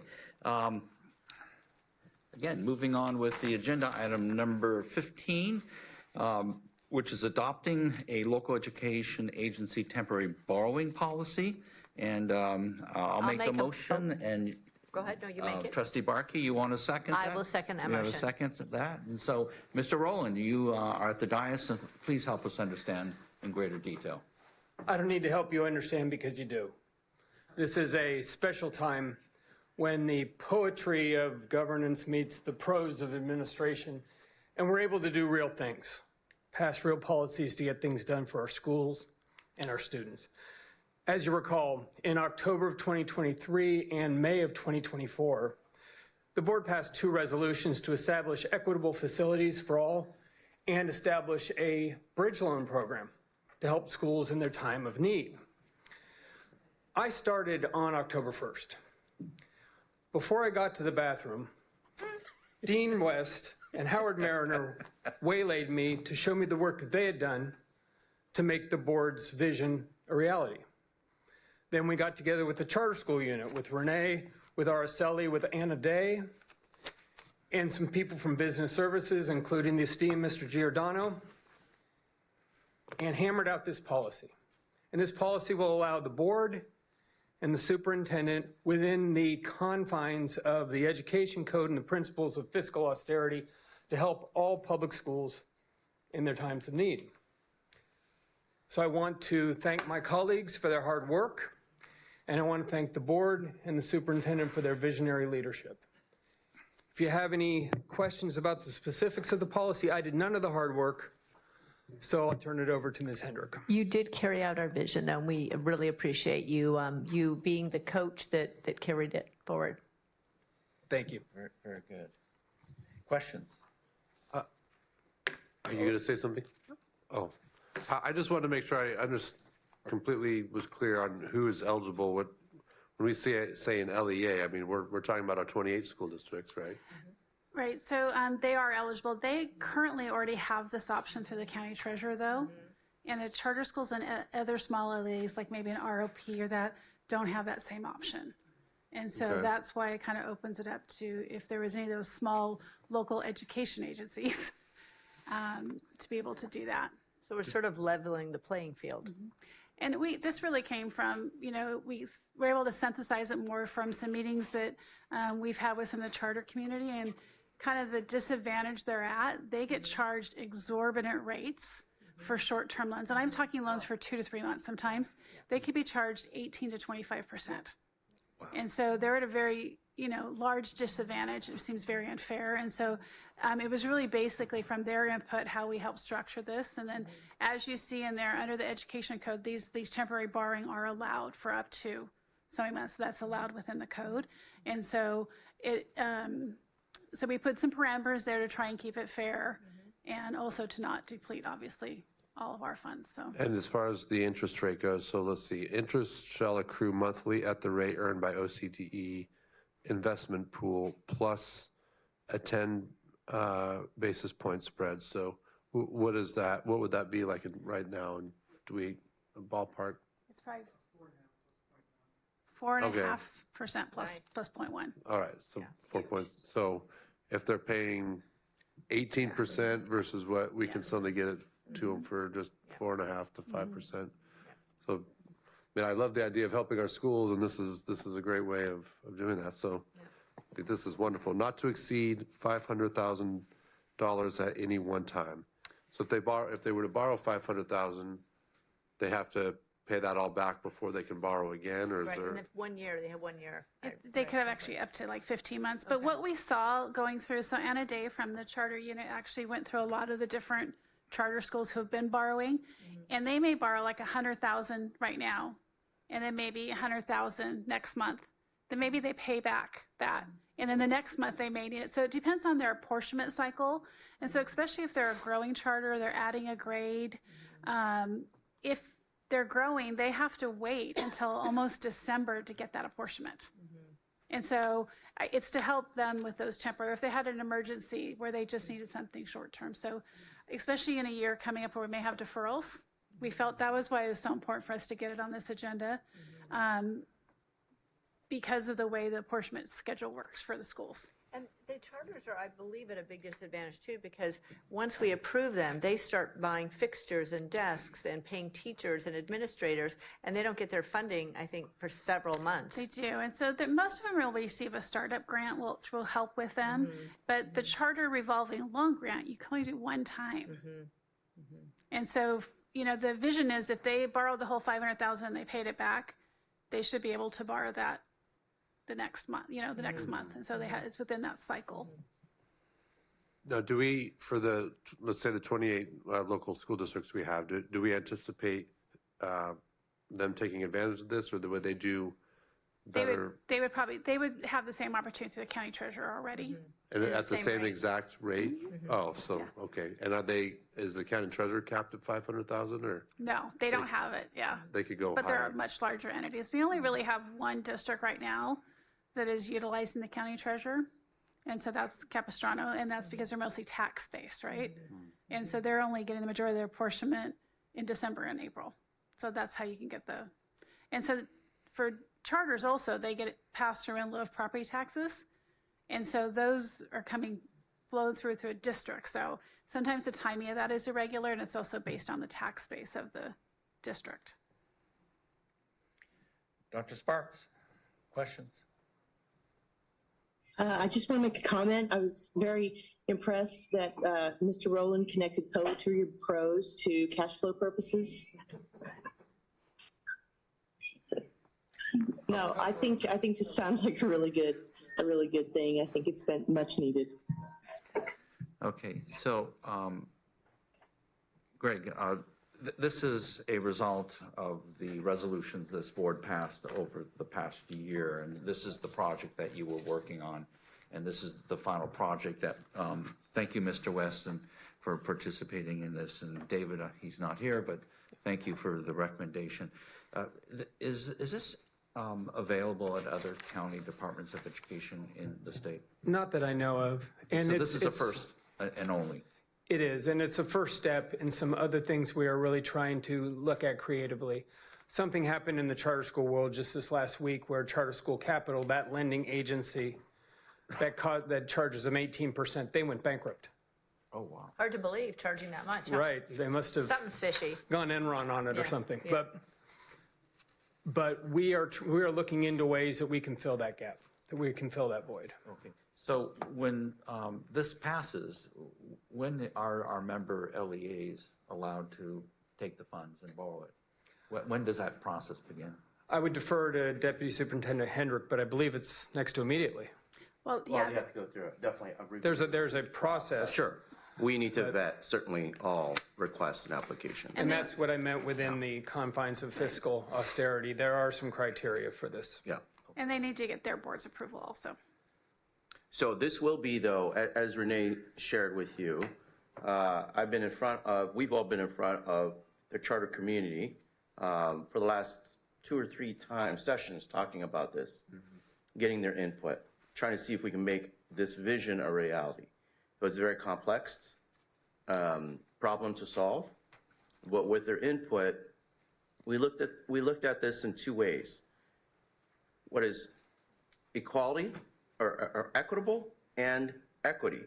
So it's equitable that our charter LEAs have the same opportunity to loan or to borrow money as their counterparts, the 28 districts. But it's also equity driven in that some charter schools would need this and other charter schools would not, or large school districts would not need this 500,000.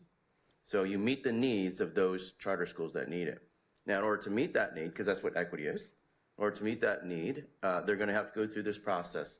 We will be in front of the charter committee again on Monday, I believe, to, after hopefully you approve this, to share and give them the good news. And then I'm sure we're going to get, our phones are going to blow up, you know, with a few at least that would like to borrow right away.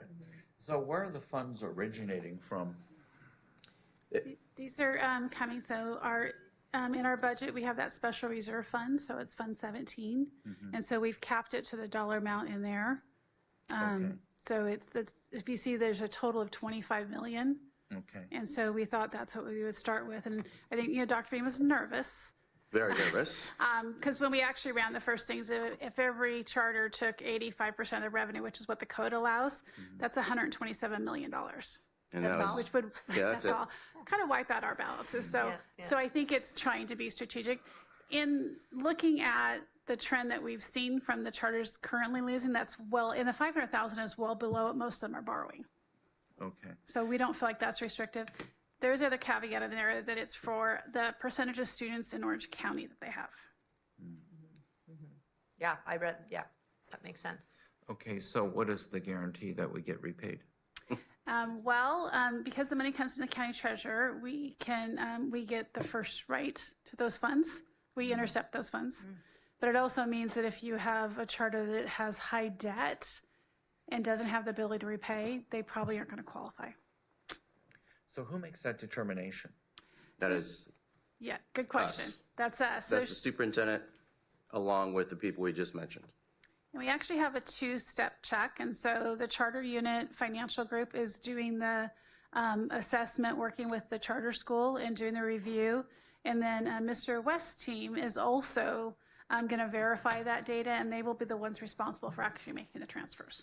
Okay, so they borrow the money, and that loan is a temporary loan temporary until loan. the state funds them, is that right? Yeah. And it comes, their money comes from the county treasurer account, and we have first access to that. It doesn't go to the charter, it comes to repay that loan. Yeah.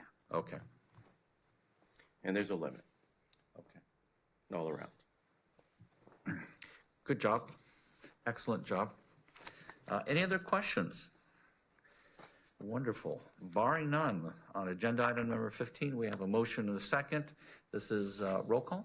Trustee Shaw? Yes. Trustee Barkey? Definitely. Trustee Williams? Absolutely. Trustee Sparks? Yes. Very good. The item passes 4-0. Congratulations and thank you to the staff for fulfilling this vision of this board. Moving on with the agenda item, adopting Resolution 1925, supporting Title IX and fairness in girls' interscholastic sports. This is put on our agenda by Mary Trustee Barkey. Sparks. Mary Barkey. Excuse me. So I will make a Trustee motion. Barkey. Looking for a second. Second. Second from Dr. Williams. So this is pretty self-explanatory. It's a very short, simple. I always think less is more. Basically, we're committed to upholding fairness, safety, and opportunities for all student athletes. We are firm supporters of Title IX. We want to protect the integrity of girls' sports. We want to protect girls, make sure they're not hurt.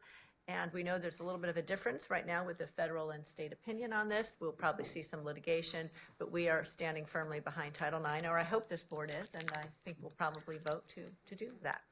Absolutely. Okay, so any discussion? You're not president yet. Sorry. You're just vice president. I run the meeting. Go ahead. I'm just trying to move it along. Less is more. Yeah, we have 15 minutes. Okay. So we have a motion by Trustee Barkey, is second by myself. Barring any further discussion, this is a roll call. Trustee Shaw? Yes. Trustee Barkey? Yes. Trustee Williams? Absolutely. Trustee Sparks? Yes.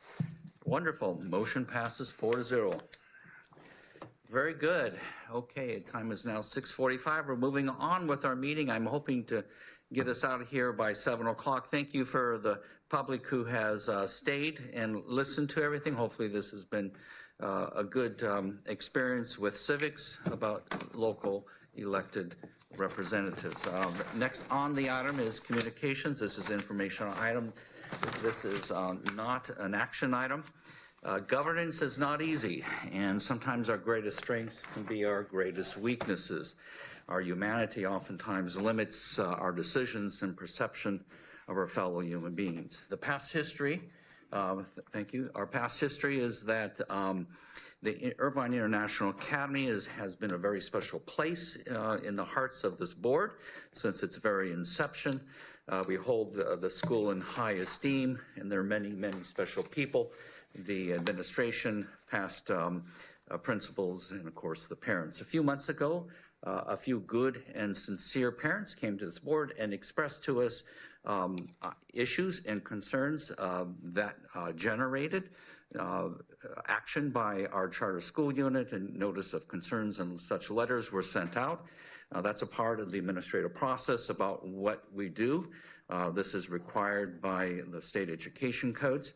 And these parents learn through this journey that when they come and they petition their elected representatives, that honesty, transparency, and open dialogue often resolves doubt and adverse feelings. So protocols had to be met, administrative reviews had to be done, and this board followed the administrative review process, and I think some of these administrative concerns are in the process of being resolved. Notices of concern were sent out. Again, that's not a notice of violation, which is a different administrative process. So that has carried its role, and from that, unfortunately, I think there's been some hearsay and rumors of school closure, which are simply false narratives. To bring everybody up to date, the department, last week we met with President Brett Freeman, past board president Doug Hewson, and executive directors Dr. Stephanie Henry, along with myself, Trustee Barkey, General Counsel Greg Rowland, Associate Superintendent Renee Hendrick, and of course our good Superintendent Dr. Bean. We met because we wanted to have a greater understanding and insight to governance and school administrative process and decision making. I think it was very constructive. I think there was a lot of good conversations that took place. It was very healthy, and I was very proud of the staff and our board that we could talk about these things, because I think there were some sincere issues and questions about governance and decision making. And the good idea is, and concept is, that going forward we have reconciliation, grace, and forgiveness within the IIA community, and that's what this board wants. So I'm going to ask Trustee Barkey and Dr. Bean if you want to make some comments to that effect. Sure. I loved the open discussion that we had here between some us and administrators and I guess there weren't really parents there, but former administrators. I love the public comment that you feel comfortable to come and speak to us in person. I like emails as well, but I always feel like that personal touch, when you talk to somebody, I don't think anything can replace that table discussion that we had. When you talk to people in person, there's a certain trust and there's a certain willingness to want to work together. And I think if we work together and we're transparent and honest, I think we'll do great things together. So I'm very pleased with how everything went in the relationship, and I think moving forward, we'll continue to talk openly. If something bothers us, I think we'll just have a chat, and so thank you for everyone in this room and beyond who's listening and watching. I'll tell you a very funny story. I was at IIA when Dr. Bean was still there, so it's some time ago, and I was talking to a parent. There we are. And I introduced myself, and he said, "Oh, gosh, no, I know you. You're a YouTube star." And I'm like, "Really? I've never known myself to be a YouTube star." And he said, "Well, yeah, I watch the board meetings." And so that was, I'll never forget that. I enjoyed that comment very much. Never been called a YouTube star, probably will never be called a YouTube star again, but it was fun. And I do think just that dialogue is excellent, and I appreciate all the work that the parents, that the administrators, that the families, that the friends of the school, that the students have put forward. So thank you. So after that meeting, I was very hopeful. If I can give an analogy and metaphor, growing up with 12 siblings, with 3 black sisters, 2 Latino brothers, myself being Asian, we didn't agree on everything at the dinner table. But every night, we'd had dinner together. And we'd have conversations. And everybody's voice was listened to. And I think that's what I've learned from this process with IIA, is that we honor all sides of the issues, that we listen attentively, and we actually are empathetic for both sides. And at the end of the day, you're one family at the dinner table. And so hopefully when you walk out, you're one family, because that's what's going to make IIA a successful entity. And I think you brought that a couple years ago, and I think it's going to continue and strengthen and blossom. I always say publicly at all times, preach the gospel of Christ, and sometimes I will use words, but I think actions prove a far greater effort and effect. And so I want to thank the parents who are still here, who are listening to us. And teachers. And teachers, yes, thank you for being here. I think there is an expectation that there will be nothing but success and good words, grace and forgiveness, which are central to a civilized culture and society. So with that, any other comments by? We have one more 2-minute comment. Okay, by very good. Ann Lily.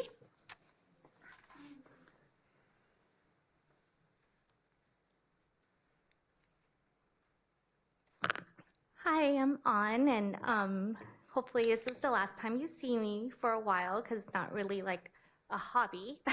I like to keep coming here. I tried to prepare something, but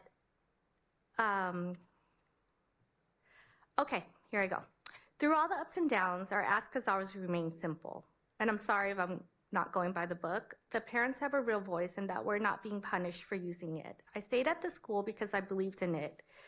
It's a great place, and that's why we continue to fight for what's right and restore what made it special. Yes, there's been some small wins and some issues still in progress, but the teacher retaliation we experienced is a line that should have never been crossed, and we can't pretend it didn't happen. The last I heard from Dr. Henry, the teachers weren't ready to speak to us, as they're still upset on their end. That saddens me.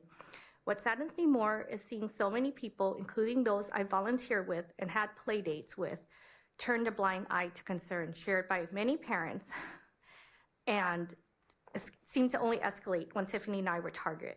It feels like people are now staying quiet because it doesn't serve them to speak up. Maybe some things could be brushed off individually, but like Trustee Valdez said, when you look at them together, there's a clear pattern.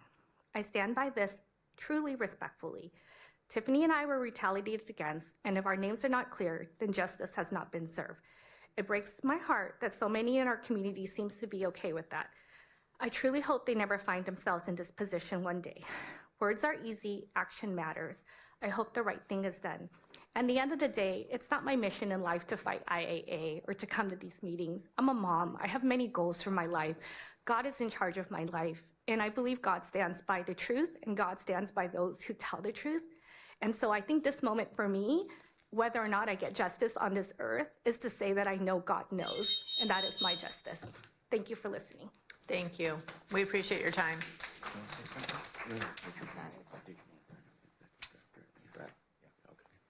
Okay, so with that, if we can have the Dr. Henry and Brett, we're just going to have a little good, brief, positive conversation and bring some resolution to what has been shared.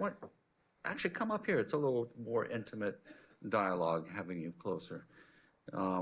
again, we met last week, and you heard a lot of voices, and there's a lot of hurt and pain out there, and I saw a real commitment for leadership and for being a servant. Brett, I saw in you. I'm optimistic. I know there's a lot of hurt feelings, as is evident by some of the things people have said. Let's just rest assured that the school is not going to be closed. No one's talked about that. That's a rumor and hearsay. There were some adverse comments that were initially said, but I'm looking for grace and forgiveness, and I think your leadership, I saw your heart. I saw your servant heart last week. I saw that in Brett too, and it was a learning experience. We both learning from each other, right? And so we just wanted to have this conversation just so we can allow the IIA community to heal. And I know your hearts are that healing will take place. Thank you. I did want to thank you for the opportunity to come forward, as well as our previous meeting. So thank you, Board President Williams.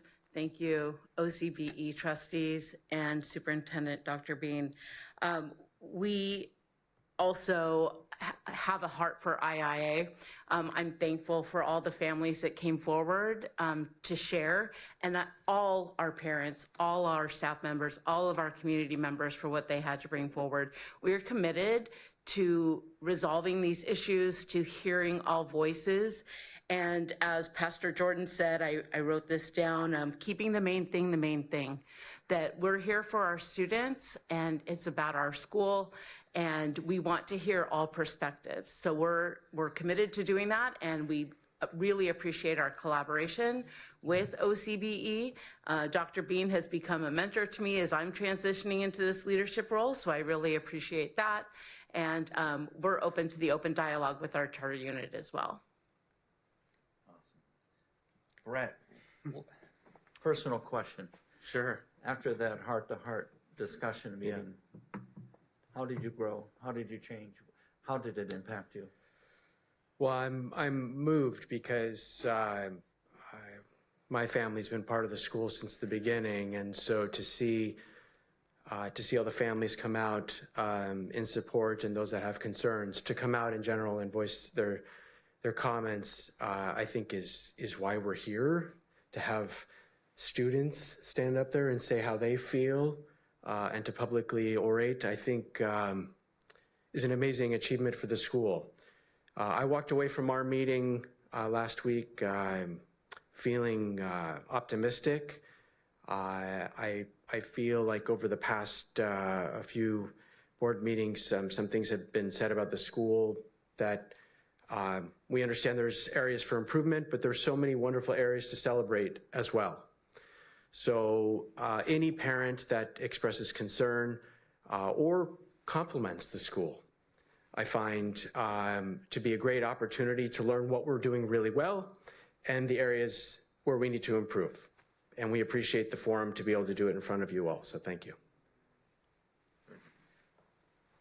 Fellow board members, any comments? No, just thank you again. And I don't think a parent or anyone should ever feel bad about coming to speak to us. We love to hear what's going on, so don't ever apologize. I complimented Heidi, who comes every month and just reports out on her charter, and we love to hear what's going on.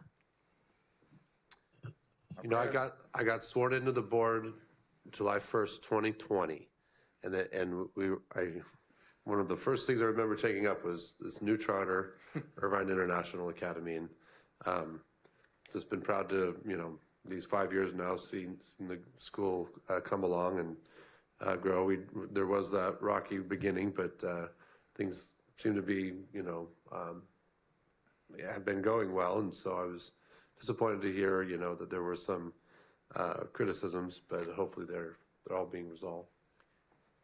I think if we keep our eyes on the vision and purpose, and the primary purpose is the education and inculcation of facts and knowledge and critical thinking skills for our children. There's such mission drift in education, and that's one of the big problems. I've been talking about that for 30 years I've been up here. And with that education drift, parents have lost the right to direct the upbringing of their children, and the innocence of their children has been lost. I think if we keep decentralize that mission, keep us focused, you're going to have happy parents. And so I encourage and exhort you to keep that in your hearts and souls and minds, so that you will have successful years ahead and that you keep your parents happy. Thank you. I'm proud of you, and I look forward to maybe come back in a couple months and tell us how you've grown and how you've overcome these obstacles and challenges. You've got it. We'll be back. Okay. Anything else by my board? Dr. Sparks? I think everything's been said. I would just echo, all the comments that have been said by my fellow board members. We love hearing from parents. We love hearing from students. I mean, this has been it's really fantastic when you guys come. So, it helps us to learn more about the nuances of each school. I mean, each school become kind of our children in a way. So I appreciate everything you guys are doing, and thank you for communicating with us your journey. Thank you. Very good. Thank you again for coming with us. Thank you. Thank you for having us. Thank you for the opportunity, and thank you for your service. Thank you for your service. Very good. Okay, so we're heading towards home plate here. It's 7 o'clock. I lost the bet, so that means I got to pay for hors d'oeuvres and chicken wings tonight. Okay, a little more serious note here. Just a real quick discussion on this by my board. There has been a lot of talk and discussion out in Orange County that there are school sites that are surplus school properties, classrooms, etc. And part of what we need, as we have the 531 plan, is we need school sites. We need to have physical space. One of the biggest challenges, I think, in education is having those sites in classrooms for our kids and students.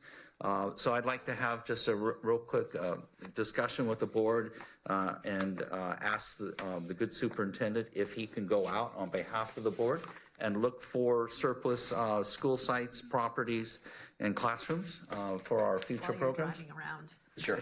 Yes. Yeah. You did give me a better allowance. So. Yeah. So I'm just asking this as not an action item, but more as a board consensus to help direct the superintendent and what I think we need in the future. Yeah, I mean, I think that our superintendent interacts with a lot of districts, and if you hear of some hot property that's, on the market or needs to be leased or something, I know that there are schools always looking for properties. Tim, Lisa? No, I think that's great. Okay. Lisa, any? No, I just am not surprised you lost the bet, but I do appreciate your effort.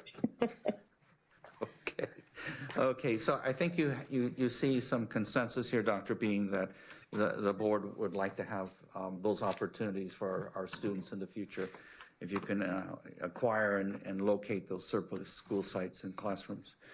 Okay, moving on to announcements, superintendent announcements. All right, so they're gonna, while they get this up, I do want to remind the board that exactly 1 year ago, you put your faith in me as your county leader. Really? Yeah.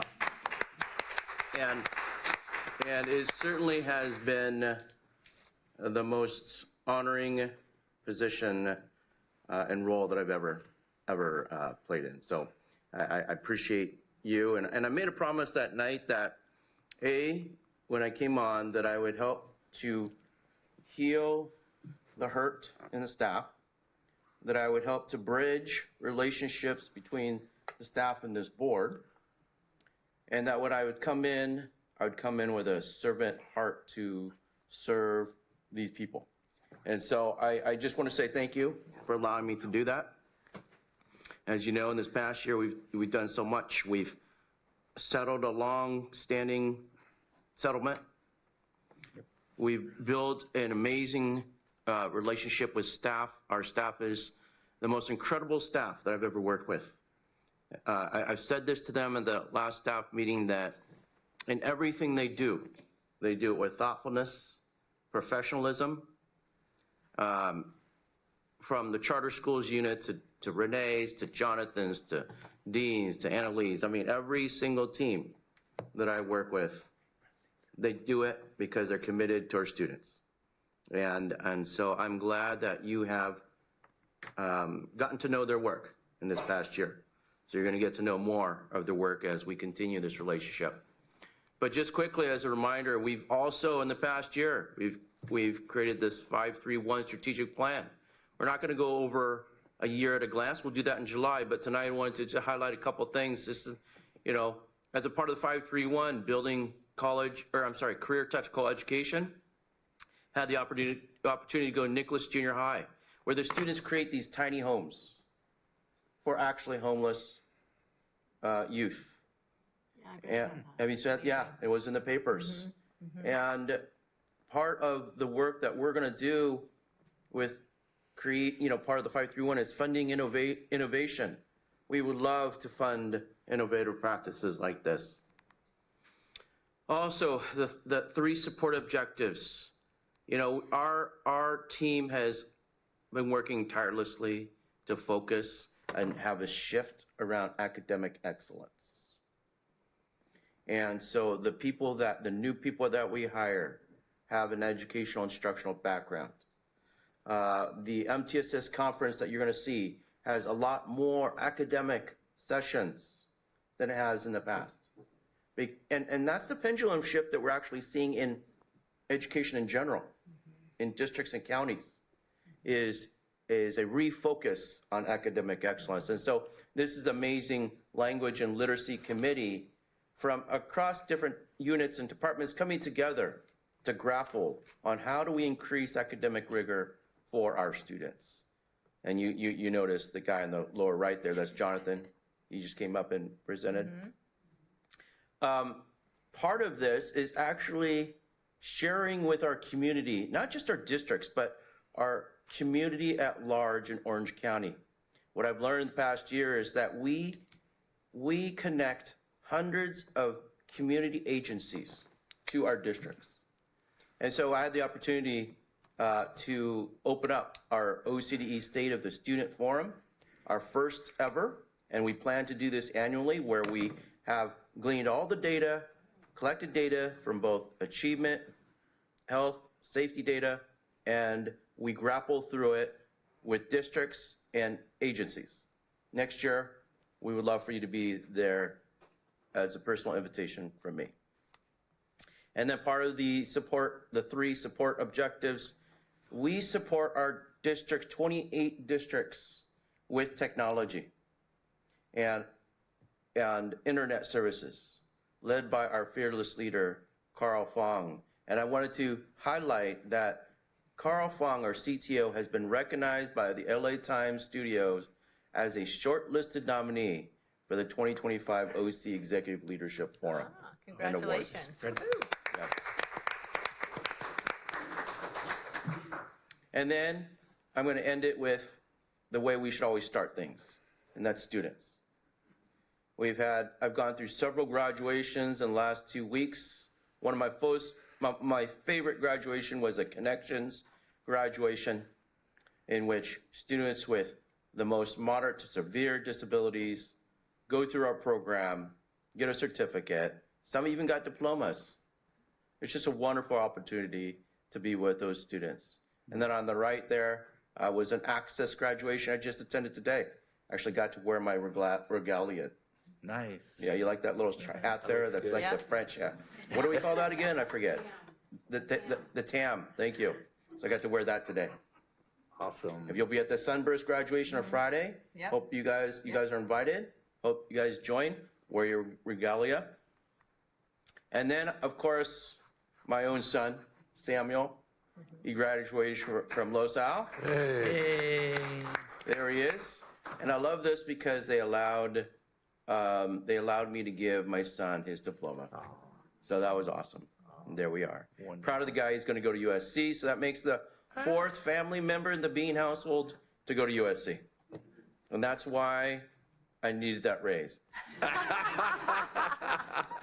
All right. Well, I appreciate you guys. It's been an amazing first year. Can't wait in July to give you a debrief and overview of all the great things that our staff has done this year with your support. Well, thank you, because we really appreciate you. And I have to say for myself, you have exceeded my expectations. Your leadership skills are bar none, just amazing. Thank you, Mary. Yes, I really appreciate how you bridge the staff and the districts and everyone. It's wonderful. And charters and, yep, very exciting. Thank you. Absolutely. Deputy Superintendent. I will make mine very quick, so you don't miss too much time. Our next board meeting is just in a couple weeks on July 9th. Submission deadline is June 25th. So that's next week. Packets will be delivered on July 3rd. I know some people are traveling, so they need to know. And then we have a pretty full agenda. That's our organizational meeting. And that's all I have. Very good.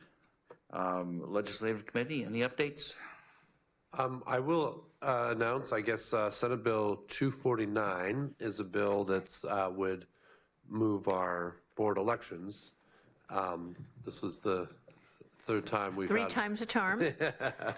So, as usual, the state legislature is trying to move around our elections. So, the Assembly Elections Committee, the Senate Bill 249 has passed the state Senate.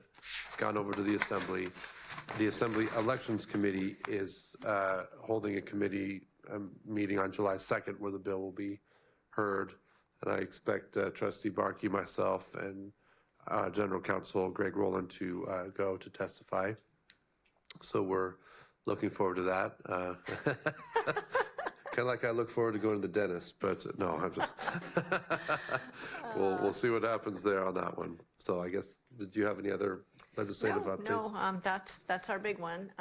I know we heard mention of AB 84. We've talked about that before. That would have really poor, the results on charter schools would not be good. So I know the community is really actively working against that bill. I'm sure most of you in this room have had some involvement, whether it's writing letters, making calls, writing op-eds, or whatever you can do. I think the more voices they hear, the better it is. So keep up the great work. Very good.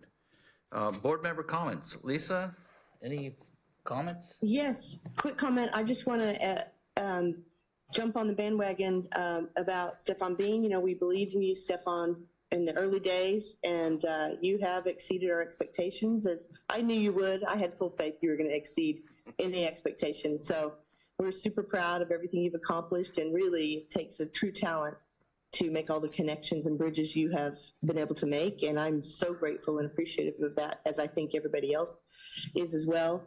Your leadership really has been shining. I want to thank the rest of my board members for having, moving through this agenda rather rapidly. I'm very, very happy about that. It's 4:12 in the morning here, so I've been able to make it through thanks to you all. Oh, gee. And and I'm sorry I can't be there for many of the graduations at this stage, but I'm teaching my travel course here in the French Alps and the Italian Alps, so it's not a bad deal. But I am working long days, and we're producing some really interesting documentary films. So anyone who's interested in seeing those, we will have them on YouTube here in a few weeks. Thank you. Very good. Tim?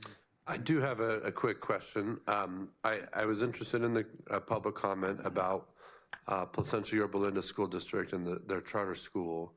And if I understood that correctly, it sounds like, you know, maybe they're, what I think might be happening, I could be wrong, but they may not be very used to working with charter schools in that process. And I just wondered, do we have a lot of experience here at the county department.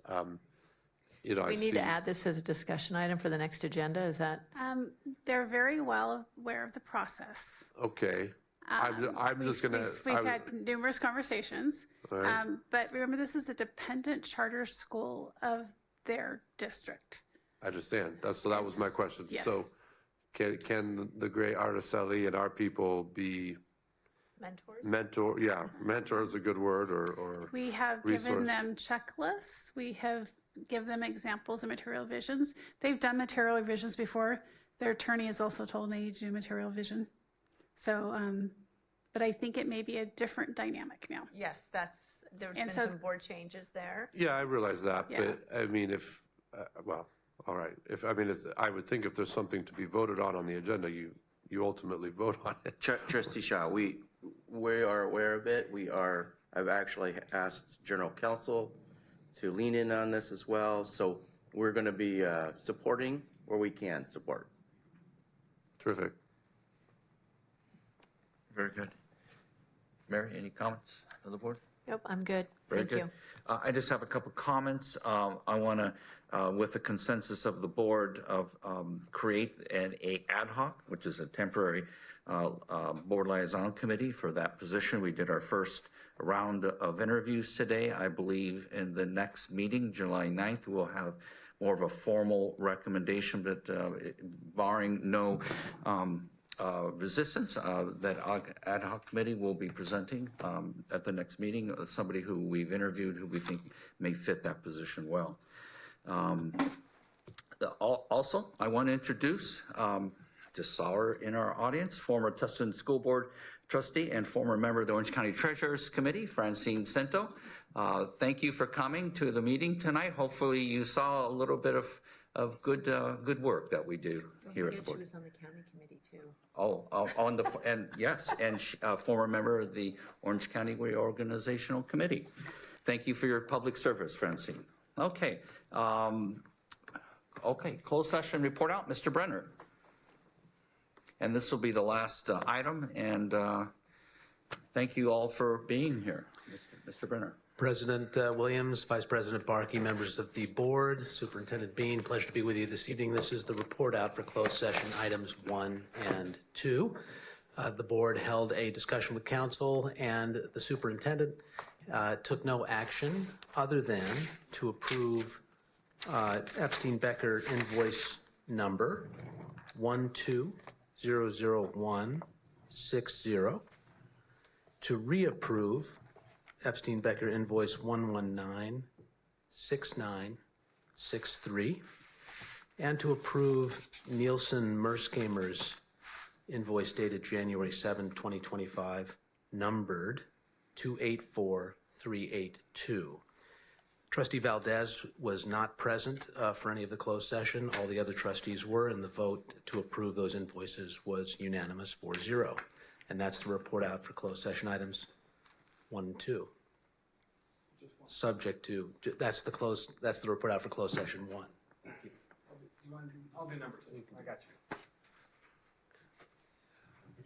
With regard to closed session item number 2, the board received an update from the real property negotiator. No action was taken. Very good. Okay, without further ado, may I have a motion for adjournment? So moved. So move. We're adjourned.